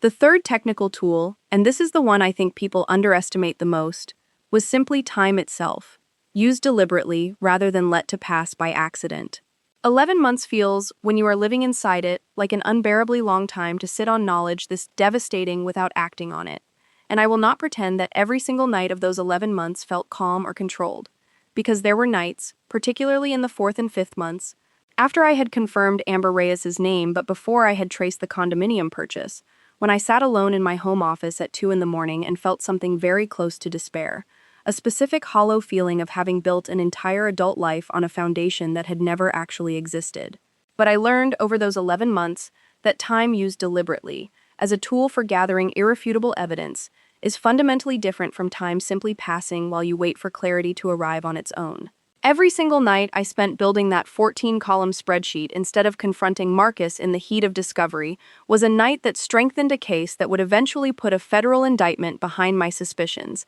instead of leaving them as a messy, contested, he-said-she-said divorce that Renata Ford herself told me, later, would likely have resulted in a settlement worth, at most, 60 cents on the dollar of what I actually recovered, simply because uncorroborated suspicion, however strongly felt, rarely survives contact with a good defense attorney the way a documented federal case does. I think, too, about the specific conversation I had with Agent Nair a few weeks after the sentencing hearings had concluded, sitting once more in that same anonymous coffee shop on Michigan Avenue, and I asked her something I had been wondering since the very first day we met, whether, in her 6 years working financial crimes for the FBI's Chicago field office, she had ever seen a spouse do what I did, build a case this complete, entirely on her own, before ever bringing in law enforcement. She told me that most cases she sees arrive the opposite way. A victim discovers something small, reacts immediately and emotionally, tips off the fraudster before evidence can be secured, and the case either falls apart entirely or takes years of subpoenaed reconstruction to rebuild what could have been documented cleanly in the moment. She said, and I remember this almost word for word because it is one of the only compliments in my professional life that has ever actually moved me. Elena, what you did isn't just rare. In 6 years, I've seen maybe 2 cases where a civilian brought me something this clean. Most people, understandably, can't separate the emotional devastation from the investigative discipline long enough to do what you did. I don't know if that makes you unusually cold or unusually strong, but either way, it's the reason Marcus and Amber are in federal custody instead of walking around telling people this was all a misunderstanding.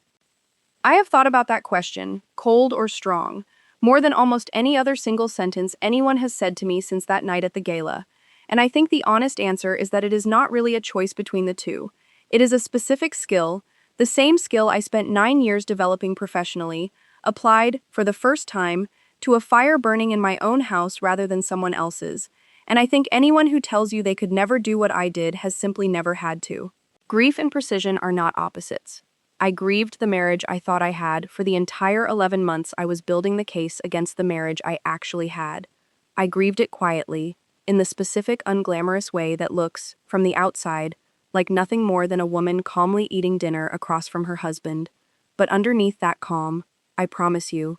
there was an entire ocean of loss that I simply refused to let surface until the evidence was complete. Because I understood, with total clarity, that the moment I let Marcus see even a flicker of what I knew, he would stop being a man I could quietly document and start being a man actively working to destroy every piece of evidence I had spent months gathering. I want to give you a longer view now because enough time has passed since that night at the Cultural Center, nearly 3 years now, that I can tell you not just what happened in the immediate aftermath, but what actually became of everyone involved once the initial shock wore off, and life, in its stubborn way, kept moving forward for all of us, some upward and some very much not.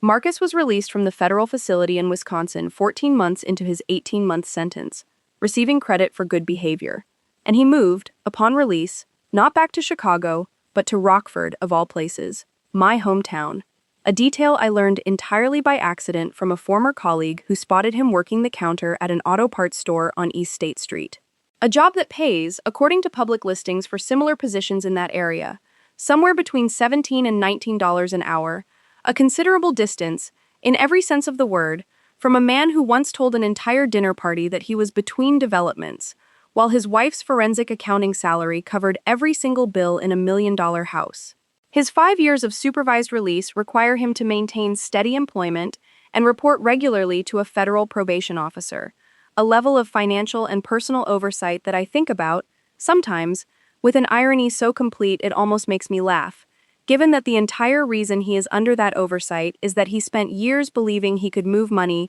without anyone ever checking his math.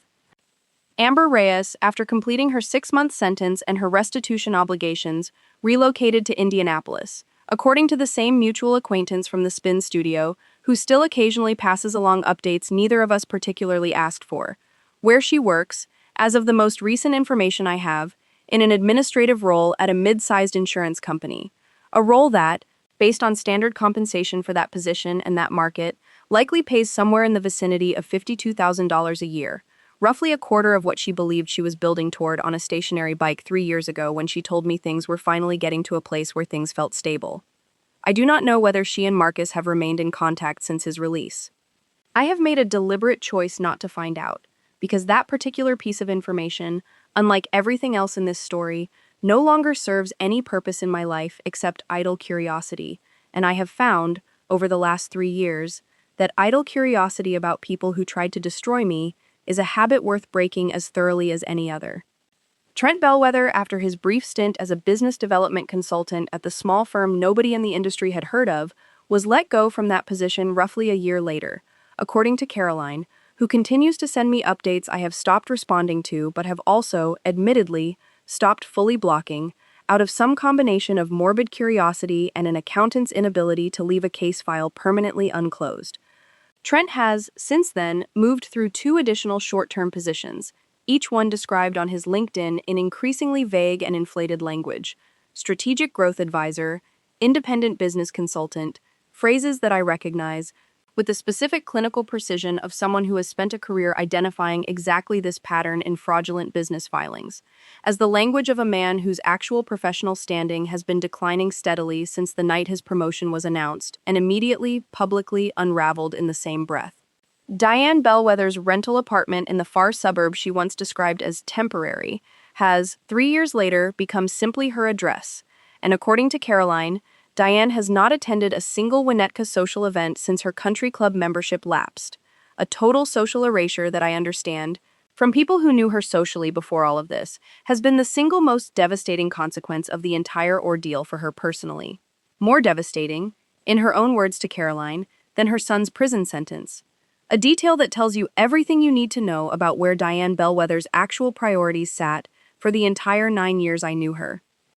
Chad Bellwether still describes himself as a financial strategist on social media. Still, according to the same family grapevine that continues to reach me whether I want it to or not, manages what remains of the family's dwindling financial affairs with the same laissez-faire attitude that once let $121,000 vanish under his nose, and I understand, from Caroline, that he recently advised his own mother, Diane, on a small investment that lost nearly 40% of its value within 6 months. A fact that I learned, I will admit, with a very specific, very quiet satisfaction that I do not think reflects particularly well on my character, but that I have also decided, at 35 years old, I am no longer interested in performing false generosity about.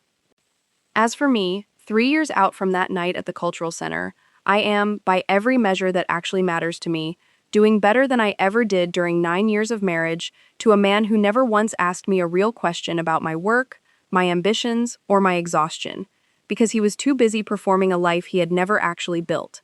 I remain a named partner at Hargrove & Cole, and I have, in the last year, taken on a mentorship role for the firm's junior forensic analysts, specifically its female junior analysts, a role I did not have to be asked twice to accept, because I remember, with total clarity, what it felt like to be told, by a man 27 years my senior, that someone else simply had a more natural way with people.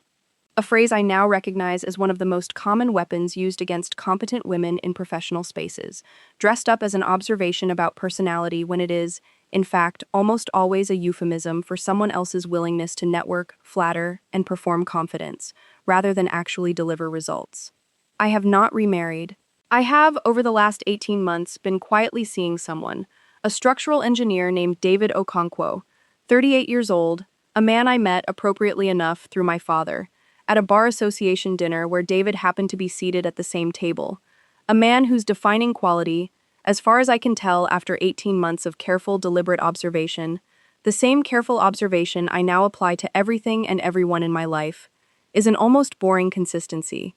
He shows up when he says he will, his business, an actual structural engineering firm with actual clients and actual invoices I have, admittedly, once or twice glanced at with the specific professional curiosity of a woman who has learned the hard way what an unverified business looks like, is exactly as solvent as he says it is, and he has never once, in 18 months, asked me to cover a single expense that was not explicitly, mutually agreed upon in advance. I do not know if David and I will get married. I am, for the first time in my adult life, entirely comfortable with not knowing, because I have learned, the hard way, that the specific terror of uncertainty is infinitely preferable to the specific devastation of false certainty built on someone else's carefully maintained performance. I want to spend some time now on something I've never actually talked about publicly before, which is the specific moment about 4 months into my investigation when I almost stopped, when I almost decided that the quiet, methodical path was too slow, too cold, too exhausting to sustain, because I think it's important for anyone watching this who is currently in the middle of their own version of this process to understand that the discipline I'm describing did not come easily or automatically. It came from a specific decision, made and remade on a near-daily basis, to choose evidence over emotion even when emotion was screaming louder than anything else in my life.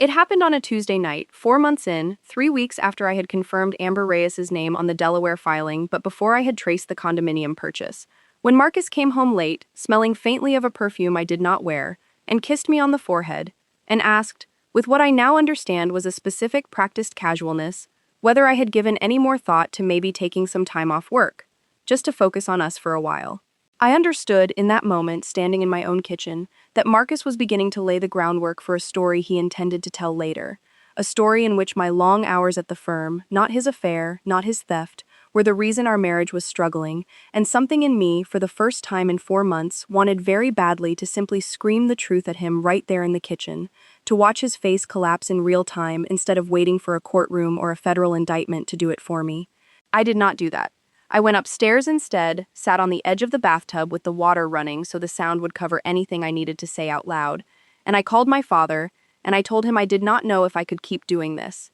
if I could keep smiling at a man I now understood, with total clarity, was actively constructing a narrative in which I would eventually be blamed for the collapse of a marriage he himself had spent 19 months quietly destroying. My father did not tell me to be patient, which is what I expected him to say. He told me something else instead, something I have carried with me every single day since. He said, "Elena, you are not being patient for Marcus's sake. You are not doing this to protect him, or to give him a fair chance, or because you are somehow weaker than a woman who would confront him tonight. You are doing this because the version of justice available to you tonight, in a screaming match in your kitchen, is a version he can survive, reframe, and walk away from relatively unscathed. The version of justice available to you in 4 more months, once every dollar is traced and every witness is documented, is a version he cannot survive intact, and cannot talk his way out of, and cannot make you the villain of. That is not weakness. That is the most powerful thing a person in your position can possibly do, and I need you to understand the difference between patience born of fear and patience born of strategy, because you have never once in your entire life operated out of fear, and I am not going to let you start now on the one night it matters most." I sat on the edge of that bathtub for another 20 minutes after he said that, and then I turned off the water, went back downstairs, and asked Marcus how his dinner with the investors had gone. And I meant every syllable of that question as a data-gathering exercise rather than a genuine inquiry, and he answered, in detail, providing me, without ever realizing it, 3 more pieces of information that would later corroborate the timeline Agent Nair's team built for the federal case. I think about that night more than almost any other single moment in this entire story, because it is the night I fully understood the difference my father was describing, the difference between reacting to pain and building toward justice, and I think it is the single most important thing I want anyone watching this to take away from this story, more important even than the specific numbers or the specific outcome. The version of confrontation that feels most satisfying in the moment. The screaming, the smashed plate, the dramatic walkout at the first sign of betrayal, is almost always the version that leaves you with the least actual power once the dust settles, because it hands your enemy the exact narrative advantage they need to reframe themselves as wounded rather than exposed. The version that actually wins, the version that leaves someone with no room to spin, no room to claim misunderstanding, no room to make you the unstable one at a dinner table full of witnesses, is the version built slowly, quietly, on a foundation of verified fact so complete that by the time it becomes public, there is nothing left for anyone to argue about. I want to tell you about one more scene, because I think it closes a loop that has been sitting underneath this entire story without me naming it directly. The scene, roughly 2 months after the gala, when I finally spoke to my sister-in-law Caroline, Trent's wife, alone, over coffee, not to confront her about anything specific, because Caroline had not, as far as I could ever determine, been an active participant in any of the fraud or the affair, but simply to understand, for my own peace of mind, how much she had actually known and when. Caroline told me, with what I believe was genuine, if belated, remorse, that she had suspected something was wrong with Marcus's finances for at least 2 years, based on comments Trent had made about helping Marcus figure out some cash flow stuff, but that she had never once connected it to any wrongdoing, assuming instead that it was simply the ordinary financial stress of a family that had always lived slightly beyond its means. She told me she had genuinely believed until the moment federal agents walked into the cultural center that the rumors about my instability at home, rumors she had, I confirmed directly from her own mouth, personally repeated to Diane on at least 2 occasions, were simply concerned family gossip rather than a coordinated campaign to undermine my career. I do not know if I fully believe that Caroline was as naive as she presented herself to be that afternoon, but I have chosen, in the years since, to extend her a specific, limited grace that I have not extended to anyone else in that family, Not because she necessarily deserves more forgiveness than the others, but because she is the only one who ever actually apologized to me, unprompted, without being compelled to by a court order or a federal indictment. And I have found, at 35 years old, that I still believe an unprompted apology means something, even when it comes wrapped in the specific self-serving fog of someone who benefited, for years, from not looking too closely at her own family's finances. There is one more piece of this story I have never told anyone outside my immediate family, and I want to tell it to you now, because I think it explains something about why I chose the specific night of the gala, rather than any earlier moment, to let this entire case become public. And I think it will help you understand exactly how deliberate every single decision in this story actually was. 6 weeks before the gala, once Agent Nair had confirmed that federal charges would move forward, I was given a choice by the U.S. Attorney's Office, relayed to me through my father, about how and when the arrest would take place. I could have had Marcus arrested quietly, at home, on an ordinary Tuesday morning, with no audience, no spectacle, no public reckoning at all, simply a knock at the door, and a set of federal agents doing their job, with the same discretion they show in the vast majority of white-collar cases. I sat with that option for 3 full days before I made my decision, because I wanted to be honest with myself about my own motives. Because I did not want to choose a public spectacle simply out of a desire for revenge dressed up as justice. And I want to be honest with you about that distinction now, because I think it matters enormously. I chose the gala in the end not because I wanted an audience for my own sake, but because I understood something specific about how this particular family operated. Something I had learned over 9 years of watching them perform wealth and status in exactly the rooms where wealth and status could be witnessed and validated by other people. A quiet arrest at home would have allowed this family to control the story entirely, to describe it, in whatever rooms they still had access to, as a private misunderstanding, a tax issue, a business dispute, the same vague, dignified language Diane had used my entire marriage to describe circumstances that were, in reality, considerably less dignified than the language suggested. A public reckoning, in the exact room where Trent's undeserved promotion was being celebrated, in front of the exact 400 people whose good opinion this family had spent 3 generations cultivating and depending on, was the only version of justice that could not be quietly reframed afterward into something smaller and more forgivable. I did not choose the gala for spectacle. I chose it because I understood, with the same forensic precision I bring to every case, that the only punishment this specific family, built entirely on the performance of appearances, would actually feel as punishment, was the complete, undeniable, witnessed collapse of the appearance itself, in the one kind of room where appearances had always been their only real currency. I also want to address something a few people have asked me directly since I first started sharing pieces of this story. Whether I ever felt guilty watching Marcus handcuffed in front of 400 people, watching his mother's face as her son was led out past the terrace doors, watching a family that, whatever else it was, had also been my family for 9 years, come apart in public in a matter of minutes. I have thought about this question honestly more than once in the quiet moments since, and the answer I keep arriving at is this. Guilt implies that I did something to them that they did not, in a very real and specific sense, due to themselves first. I did not steal $412,000 from anyone. I did not tape a burner phone under a drawer. I did not write "she still doesn't know" in a text message to a woman I had shared an elevator with 40 times. Every single consequence that landed on every single person in this story was a consequence of a choice they made, freely, over months and years, believing, each time, that I was either too busy, too trusting, or too professionally focused elsewhere to ever notice. What I did was notice. What I did was refuse to let noticing turn into an immediate, satisfying, ultimately toothless confrontation, and instead let it become something that could not be undone by an apology, a golf outing with Marcus's brother, or a dismissive comment from Diane about my little job. I have made peace with the fact that this makes some people uncomfortable. The idea of a woman who is capable of that kind of discipline, that kind of patience, that kind of quiet, forensic execution of a plan nearly a year in the making. I have also made peace with the fact that I am not interested, at 35 years old, in performing more guilt than I actually feel, simply to make my own strength more palatable to people who have never had to build a case against someone they loved. I want to close with one final thought. Something my mother said to me, actually, not my father, on the morning after the gala, sitting at that same kitchen table in Rockford, where this entire story effectively began, the night I first told my father about a burner phone. My mother, who taught high school algebra for 34 years, who has never once in her life raised her voice at anyone that I can remember, looked at me across a plate of eggs I wasn't really eating and said, "Elena, you know, algebra is really just the discipline of not panicking when you don't yet have all the variables solved. You trust the process, you show your work, and eventually, if you've set the problem up correctly, everything balances. I think you've been doing algebra with your entire life for the last 11 months, and I think you set the problem up exactly right."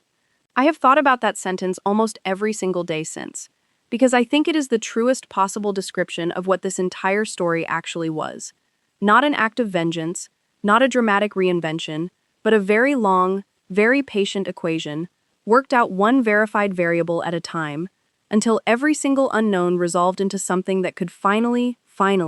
be shown to balance. I want to go back one more time to a detail I skipped over earlier, because I think it deserves its own full telling rather than a passing mention. The exact conversation I had with Renata Ford, my divorce attorney, the first time we met 4 months into my investigation, because I think it illustrates something important about the specific gap between what most people assume divorce law can do for them and what it can actually do when you arrive with real, documented evidence instead of raw suspicion.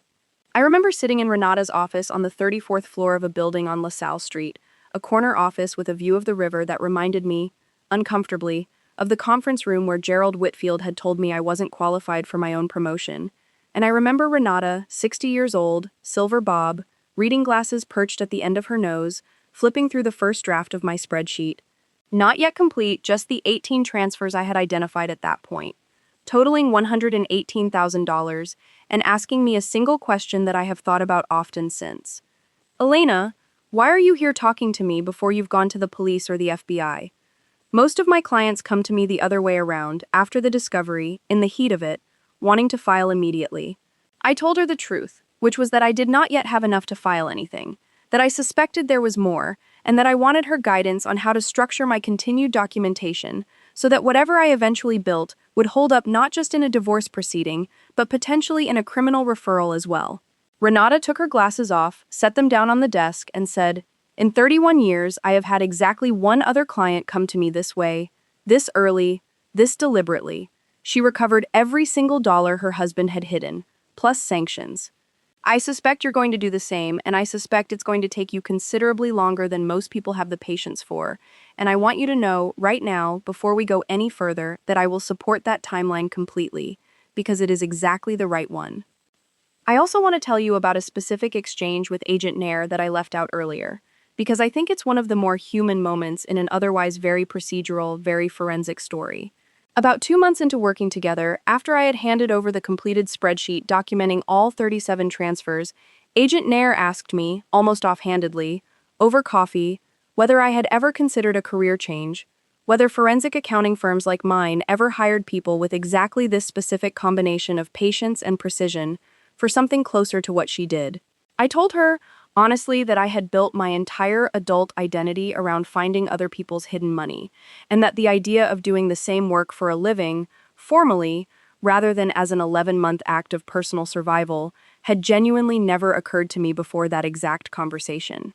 Agent Nair told me then something I have carried with me since. "Elena, most people who do what you did once, in a crisis, under the worst possible circumstances, spend the rest of their lives slightly changed by it. More suspicious, more guarded, sometimes in ways that don't serve them well. You built something. You built a system, a discipline, a process, and you used it to protect yourself instead of letting the crisis use you up. That's rare enough that I think you should know it's rare, because most people never get the chance to see themselves that clearly."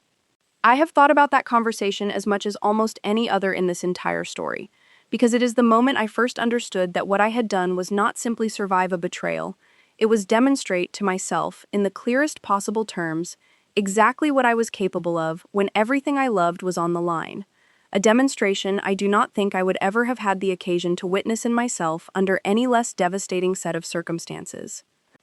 I want to spend a moment, too, on the specific mechanics of how I managed to maintain total emotional composure at the gala itself, because I think people assume, understandably, that a moment like that must have felt cathartic, explosive, a release of 11 months of suppressed rage, and I want to correct that assumption directly, because it was almost the opposite. Standing at that podium, watching Marcus's wine glass shatter on the marble floor, I did not feel rage. I felt something much quieter, much closer to the specific satisfaction of watching a final column in a spreadsheet resolve to zero after months of chasing down every last unreconciled transaction, the particular calm of a problem, fully solved, closing itself out exactly the way you had projected it would close, 11 months earlier, at your father's kitchen table. I think the version of this story people expect, the version where the wronged wife finally screams, finally breaks down, finally lets 9 years of suppressed anger explode across a ballroom, would have been, in its own way,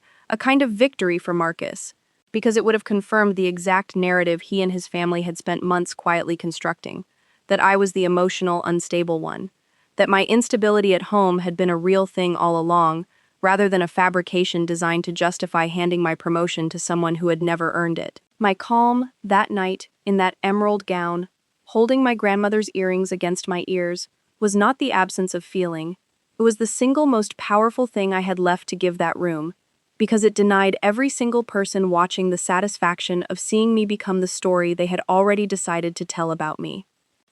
I also want to acknowledge something my father said to me, months after all of this had settled, that I think closes a piece of this that I haven't fully addressed. He told me that he had, at several points during those 11 months, genuinely worried whether the burden of building this case alone, without confronting Marcus even once, without a single outlet for the specific rage that any reasonable person would feel discovering an affair and a theft simultaneously, was going to cost me something permanent, some capacity for trust or spontaneity or joy that he was not sure I would ever fully get back. I told him honestly that I think it did cost me something, that I am, 3 years later, a considerably more guarded person than the 25-year-old who fell for a rented tuxedo and a hospital gala, that I check business registrations now before I invest in anything, that I ask David, my current partner, for financial transparency within the first 3 months of dating him in a way I would never have thought to ask Marcus for in the first 3 years of our marriage, and that I do not consider any of this a loss so much as a recalibration, a permanent, hard-earned adjustment to exactly how much unverified trust I am willing to extend to anyone, in any context, for the rest of my life. My father told me that recalibration, done consciously and without bitterness, is not the same thing as damage, and I have chosen in the years since to believe him, because the alternative, believing that 11 months of discipline cost me something I can never get back, is a story I am simply not interested in telling about myself. I want to tell you about the exact morning I decided the investigation was finally complete, because it wasn't a single dramatic realization, it was a very ordinary Tuesday, 9 months into the process, when I sat down with my 14-column spreadsheet one more time and ran what I call,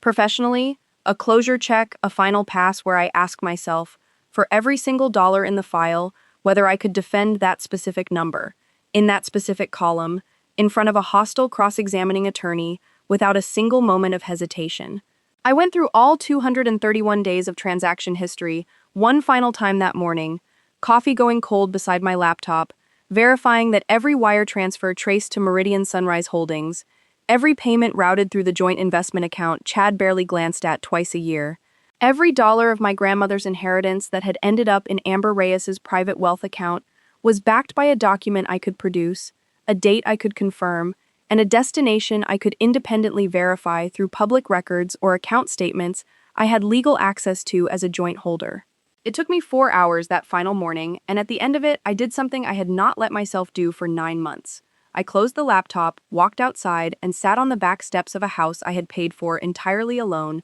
in the cold air of an early November morning, and I allowed myself, for the first time since finding that burner phone, to simply feel the full weight of what I now knew for certain, rather than the fragmented, incremental weight of learning it one transaction at a time. I did not cry that morning either. I sat very still, and I thought about my grandmother, who had worked as a seamstress for 40 years to build the inheritance that ended up, for a period of months, quietly funding another woman's private wealth account. And I thought about how strange and how fitting it was that the final piece of evidence that closed this case, tying every loose thread together into something a federal prosecutor could act on, involved her money specifically, as though some small, stubborn part of her legacy had insisted on being the exact thread that pulled the entire fraud apart. I also want to describe, in more detail than I gave earlier, the specific texture of what it was like to keep working at Hargrove & Cole during those 11 months, closing other people's fraud cases by day, while quietly building a case against my own husband by night. because I think the specific psychological discipline required to do both simultaneously is worth naming directly. During those 11 months, I closed the Meridian Holdings embezzlement case I mentioned earlier, recovering $8.1 million for a pension fund whose beneficiaries were, largely, retired municipal workers who had spent 30 and 40 years contributing to a fund that a single trusted administrator had quietly siphoned from for nearly a decade. A case whose broad outlines, I realized with a specific chill about 4 months into my own investigation, mirrored my own circumstances almost exactly. A trusted insider, a pattern of small transfers disguised within ordinary activity, a victim who had not looked closely enough, for too long, because looking closely felt, at the time, like an accusation they were not ready to make. I remember sitting in a deposition for that case, listening to the fund administrator's attorney argue that his client's actions were the result of financial pressure and poor judgment rather than deliberate fraud. And I remember thinking, with a clarity that startled me even as I sat there professionally composed, that I was listening to a preview of exactly the argument Marcus's own attorney would eventually try to make on his behalf, and that I now had, sitting in my own home office, the exact kind of documentation that makes an argument like that impossible to sustain.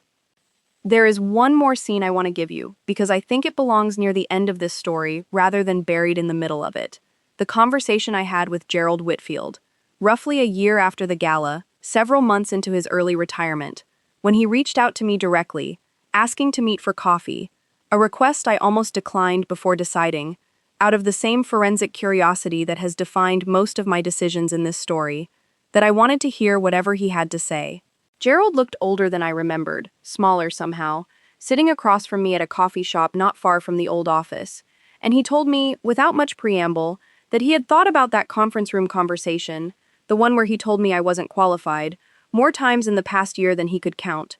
and that he understood now, with the specific clarity that only comes after a public unraveling, that he had let unverified family gossip override 9 years of documented performance, and that he was sorry, genuinely sorry, in a way he had never been given the chance to say properly in the immediate chaos following the gala. I told him I appreciated him saying it, and I meant that, because an apology, even a year late, even from a man who could no longer offer me anything professionally in exchange for it, is not nothing. But I also told him something I had been thinking since that conference room afternoon, which is that the actual failure was not simply that he believed Trent over me in one specific moment. It was that an entire system, an entire firm culture built around who partners wanted to get a beer with, had made it possible for 9 years of documented, verifiable performance to be outweighed, in a single afternoon, by an unsubstantiated rumor from a man who had never closed a single case. Gerald did not have a good answer for that. I did not expect him to. Some systems reveal their actual values only when they're tested by exactly this kind of pressure. And I have made my peace with the fact that Hargrove & Cole revealed something true about itself that Tuesday afternoon, something I now have the standing, as a named partner, to spend the rest of my career quietly working to change from the inside.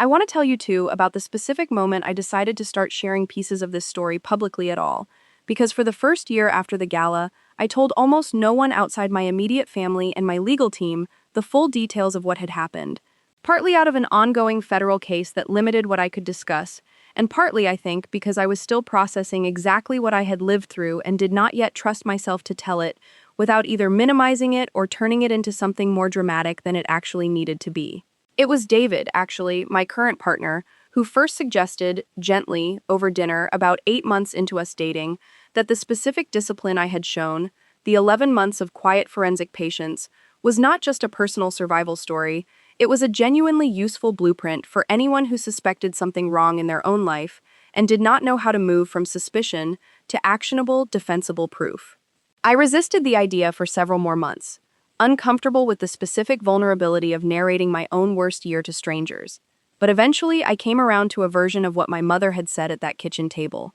that the algebra of this story, the discipline, the patience, the refusal to panic before every variable was solved, was something worth showing my work on, publicly, if it meant even one person watching recognized their own burner phone moment, and found, in this story, permission to slow down and build their own case properly, instead of reacting too soon, and losing the leverage that patience alone can provide. I think, too, about a question a viewer asked me once, in the comments of an earlier, much shorter version of this story I posted before I decided to tell the whole thing properly. start to finish, with every name and every number intact. Whether I ever worried that documenting everything so thoroughly, waiting so long, gave Marcus more time to hurt me in ways I couldn't undo, more time to spend money I would never recover, more time to build a life with Amber that I would then have to watch, in real time, at the gala, before the arrest finally came. It's a fair question, and I want to answer it honestly. Yes, there was real risk in waiting. Every additional week I spent building the case was a week Marcus had access to accounts he was actively draining. A week Amber had access to money that was not hers. A week the condominium on Lakeshore Drive sat one step closer to becoming a home he might have actually moved into before any of this became public. I accepted that risk deliberately, with my father's guidance and Agent Nair's professional judgment, because the alternative, moving too soon on an incomplete case, risked something I considered even worse. A version of justice weak enough that Marcus could talk his way into shared custody of a narrative that was, in reality, entirely his fault. A version where Elena overreacted became a sentence people in Chicago society repeated at dinner parties instead of, Marcus committed federal wire fraud to fund an affair with money that included his wife's dead grandmother's inheritance. I chose the version of risk that ended in an undeniable, fully corroborated truth over the version of speed that might have ended in an ambiguous, contestable story. And I would make that same choice again, without hesitation, even knowing exactly how difficult those 11 months would be to live through. I want to end this part of the story with one final image, because I think it captures something true about where I am now that no amount of restitution figures or sentencing details ever could. 2 months ago, on a Saturday morning, I sat at my kitchen island in my West Loop townhouse, the marble I chose myself, in the home I furnished piece by piece over the last 2 years, drinking coffee alone before David arrived for brunch, and I opened my laptop, not to trace a wire transfer or reconcile a transaction, but simply to check the balance of the scholarship fund I established in my grandmother's name, watching the small, steady accumulation of interest on a fund that now supports 2 students a year rather than 1. And I thought about the specific, quiet satisfaction of watching something built honestly, transparently, and without a single hidden transaction grow exactly the way it appears to be growing, with nothing underneath it waiting to be discovered. That, more than the federal indictment, more than the gala, more than the moment Marcus's wine glass shattered on the marble floor of the Chicago Cultural Center, is the actual ending of this story for me. Not the collapse of a family built on performance, but the slow, patient, fully documented construction of a life where every single number, for the first time in 9 years, actually means exactly what it says it means.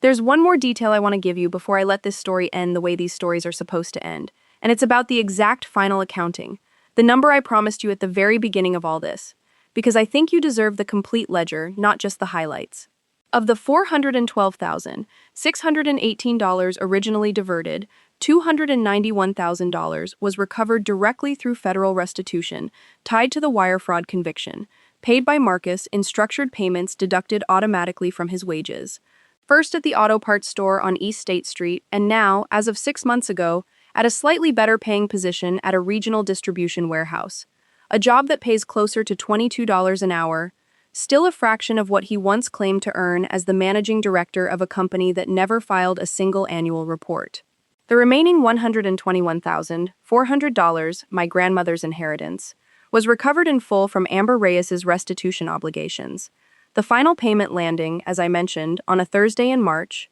11 months after the gala. Add to that the additional marital estate settlement Renata secured, the equity in the Lincoln Park house, the remaining balance of the investment account after Chad's negligence and Marcus's theft were both accounted for, and the total financial recovery, 3 years out, exceeds the original amount diverted by roughly $61,000 once court-ordered interest and sanctions for dissipation of marital assets are factored in. A final number that Renata told me, closing the file for the last time, represented as close to a complete dollar-for-dollar reversal of financial harm as I have ever secured for a client in 31 years of practice. I think about that final number sometimes, $61,000 above and beyond what was originally taken, and I don't think about it as a windfall or a victory lap. I think about it as the closest thing the law can offer to an acknowledgement that patience, properly applied, properly documented, properly built, one verified transaction at a time, is not just emotionally vindicating, it is financially, legally, and professionally the single most effective response available to anyone who discovers they have been quietly, systematically betrayed by someone they trusted with everything. I think about the version of me that almost confronted Marcus in the kitchen that Tuesday night 4 months in, and I think about how much smaller that final number would have been, how much messier that final story would have been, how many more people would have walked away from this believing some vague, unverifiable version of events where Elena had some kind of breakdown, rather than the fully documented, federally prosecuted, financially reconciled truth. That a woman who spent 9 years quietly funding an entire family's performance of wealth found out exactly what that performance had cost her, traced every single dollar of it herself, and got every single one of them back, plus interest, in front of the 400 witnesses who mattered most to the people who had taken it. I want to leave you, finally, with the image I started this story with, because I think it deserves to close the loop it opened. 3 days, 90 missed calls. A phone I had deliberately left on silent, in a house I no longer lived in by that point, because I already knew, with total certainty, exactly what every single one of those calls was going to say before I ever pressed play on the first voicemail. I want you to understand that those 90 missed calls were not a crisis I was avoiding. They were the sound, the specific, undeniable sound, of a case finally closing exactly the way I had spent 11 months building it to close. Dollar for dollar, name for name, consequence for consequence, and I let that phone sit silent for 3 full days, not because I was afraid of what I would hear, but because, for the first time in nearly a year, I finally had absolutely nothing left to prove to anyone on the other end of those calls. And I want to add one more thing before we get to the very end. Something about my own father that I've mentioned throughout this story but never fully explained. Because I think understanding exactly why he was able to guide me through this the way he did matters as much as any single dollar figure I've given you. My father spent 31 years as a federal prosecutor before he ever put on a judge's robe. And in those 31 years, he told me once, over the course of this entire ordeal, he tried, personally, 11 wire fraud cases, and he won every single one of them, not because he was the most aggressive prosecutor in the office, but because he was, in his own words, the most willing to wait for the case to be complete before I ever walked into a courtroom. He told me a story I had never heard before, from early in his career, about a young prosecutor he once supervised who rushed an embezzlement case to trial 6 months before he should have, eager for a quick conviction, and lost, entirely, because the defense found a single gap in the timeline that a few more months of investigation would have closed. My father said he thought about that young prosecutor and that lost case almost every single week of my own 11 months, because he recognized, watching me, the exact same temptation, the temptation to move the moment you have enough to feel confident, rather than waiting until you have enough to be unbeatable. He told me, near the very end of all of this, that the proudest he had ever been of me, prouder even than my law school acceptance he never got to see because I chose accounting instead, prouder than any case I'd closed at the firm, was watching me resist that exact temptation for 11 straight months. Because he said very few people, in his experience, even trained prosecutors with decades of discipline, manage to do that consistently when the person they're building a case against is someone they still have to sleep next to every single night. I think, too, about a smaller, quieter moment that I've saved for the very end of this story on purpose, because I think it says more about who I actually am than the gala or the federal indictment or the final restitution figure ever could. About 6 weeks after the divorce was finalized, I drove out to visit my grandmother's grave, the same grandmother whose inheritance had been drained and then fully recovered, in a small cemetery outside Rockford where she's buried next to my grandfather. And I sat there, on the grass, in jeans and an old sweatshirt, nothing like the emerald gown from the gala, and I told her, out loud, alone, exactly what had happened to her money, and exactly how I had gotten it back. Every single dollar, plus interest. And I told her about the scholarship fund, about the 2 students a year it now supports, about the specific first-generation student it was designed to help, a student who might otherwise sit in a room full of people with names that mean something, and wonder whether she actually belongs there. I don't know if I believe, in any literal sense, that she heard any of it. But I know that sitting there, in that quiet cemetery, was the first time since finding that burner phone that I felt something closer to peace than to vigilance. The first time in nearly 2 years that I wasn't tracking a variable, verifying a document, or building towards some future reckoning. I was simply sitting with the people who raised me, telling them the truth, the way I had always been taught to.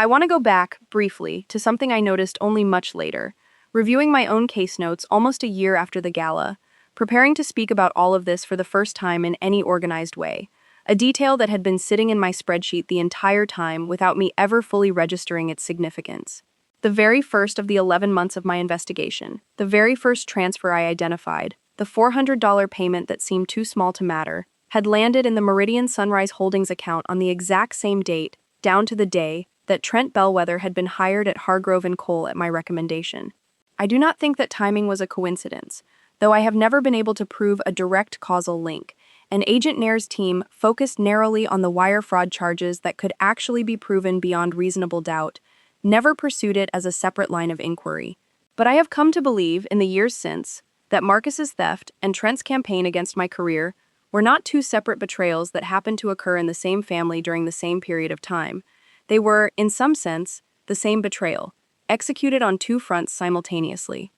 By two brothers who had both concluded, independently or in coordination, I will never fully know which, that the specific, reliable stability I provided, financial and professional, was a resource to be quietly redistributed rather than a partnership to be honored. I think about that overlapping timeline often. The same month Marcus opened the shell company that would eventually fund his exit, his own brother began, according to what I've since pieced together from firm colleagues, the slow work of undermining the one thing that gave me leverage and independence outside of that marriage, my career.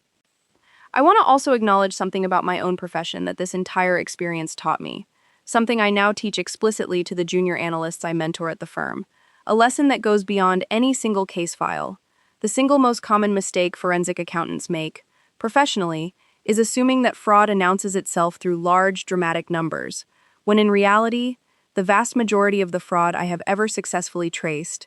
in 9 years of professional practice and in 11 months of very personal practice, hides inside amounts small enough to escape ordinary attention. $400 here, $6,000 there, a pattern that only becomes visible once you have the discipline to lay every single transaction next to every other transaction and refuse to let any of them disappear into the noise of an otherwise ordinary life. I tell my mentees now, in almost every single onboarding conversation I have with them, that the $400 transfer is always more important than the $400,000 transfer, because the $400,000 transfer, when it finally happens, is simply the visible eruption of a pattern that has been building, quietly, invisibly, in amounts too small to trigger anyone's attention, for months or years beforehand. And the only way to catch it before it becomes a $400,000 problem is to have already built the discipline of tracking the $400 one. I think, too, about a specific conversation I had with one of those junior analysts, a woman named Priyanka Desai, 26 years old, 3 years into her career at the firm, who came to me privately about 8 months ago after hearing a heavily redacted, professional version of this story I had shared at a firm training session, and told me that she suspected her own fiancé was hiding gambling debts, small amounts at first, a few $100s disappearing from a joint savings account every few weeks, amounts he explained away each time with some plausible, forgettable story. I walked her through the exact same reconciliation matrix I had used on my own accounts, showed her how to request full transaction histories as a joint holder, told her, directly, that whatever she found, she should resist the urge to confront him the moment she found it, and instead keep building, quietly, methodically, until she had a complete picture rather than a partial, contestable one. Priyanka came back to me 4 months later and told me that the pattern had in fact been real, that her fiancé had accumulated nearly $31,000 in gambling debts over 18 months, debts he had been servicing in part with money quietly withdrawn from their joint account, and that armed with a complete, documented picture rather than a vague suspicion, she had been able to have a conversation with him and eventually end the engagement on terms that left her financially whole and emotionally clear, rather than gaslit into believing she had overreacted to just a few $100s here and there. I think about Priyanka's story almost as often as I think about my own, because it is proof, direct and immediate, that the specific discipline I built out of 11 months of personal devastation is not simply a story I tell for its own sake. It is a transferable skill, a genuinely useful piece of armor that I am now able to hand directly to other women who find themselves standing at the exact edge of the same kind of discovery I once stood at, alone, at my own kitchen island, holding a burner phone I had just pulled out from under a drawer. I think, one last time, about that conference room on Wacker Drive, about Gerald Whitfield telling me I wasn't qualified, about the specific way he looked somewhere over my left shoulder instead of at me when he said it, and I think about how many other rooms, in how many other lives, some version of that exact sentence is being said, right now, tonight, to some other woman who has already, without anyone in that room realizing it, done the actual math on exactly who is carrying whom. I think about Diane's rented apartment in a suburb she once swore she'd never set foot in, about Trent's LinkedIn profile with its increasingly vague job titles, about Marcus behind the counter of an auto parts store on East State Street in the town I grew up in, wearing a name tag instead of a business card that never meant anything to begin with. And I think about how none of them, not one single time in 9 years, ever once asked me what it actually cost, in hours and exhaustion and quiet, unacknowledged labor, to be the invisible foundation their entire visible life was built on top of. I think about my grandmother's earrings, still in the small velvet box on my dresser in the West Loop, worn exactly once since the gala, to David's sister's wedding 4 months ago, where nobody at that table needed a single Chanel suit or a single rented tuxedo to prove that the money in the room was real, because it simply was, plainly, without performance, without a burner phone taped under anyone's desk. I want to mention, too, a small detail about the scholarship fund that I think rounds out this story in a way pure numbers never quite can.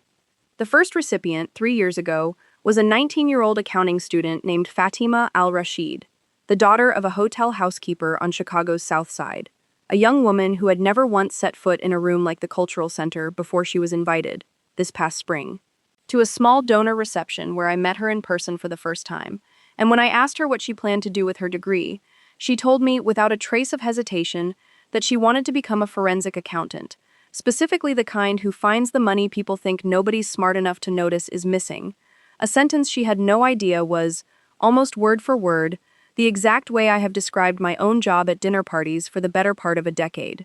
I did not tell her, that afternoon, the full story behind the fund that was paying her tuition. I simply told her that she was exactly right, that the money is never actually as well hidden as people think, and that patience, applied correctly, finds every single dollar eventually, down to the very last cent, no matter how many drawers, how many shell companies, or how many rented tuxedos, how many brittle rubber bands, or how many Chanel suits, how many golf outings, or how many rented business cards, or how many carefully rehearsed toasts someone has used to bury it, forever, permanently, completely, irreversibly. I want to say one more thing about Caroline before I close this out completely. Because she is, in a strange way, the one loose thread in this entire story that has never fully resolved itself into a clean column in any spreadsheet. Caroline has continued, over 3 years, in fits and starts, to send me updates about a family she remains married into. Updates I have alternately ignored and quietly absorbed, and I have never been able to fully decide whether her continued contact is a genuine, if complicated, form of loyalty to me, or simply the specific, familiar pull of a woman who cannot quite let go of being the one who knows things, the one who carries information between rooms the way she once carried rumors about my instability from Marcus to Diane and back again. I have chosen, deliberately, not to resolve that ambiguity, because some relationships, I have learned, do not need to be closed out with the same finality as a federal case file. Some of them are simply allowed to remain open, imperfect, unresolved, a loose end that does not threaten the larger, fully reconciled ledger of everything else in my life. There is a version of this story where I tell you that I've fully let go of all of it, that I no longer think about the conference room or the burner phone or the specific brittle snap of a rubber band gone old with time, and I want to be honest with you, because honesty is the only thing that has actually mattered in every single decision I've described tonight. I have not fully let go of it, and I don't think I need to.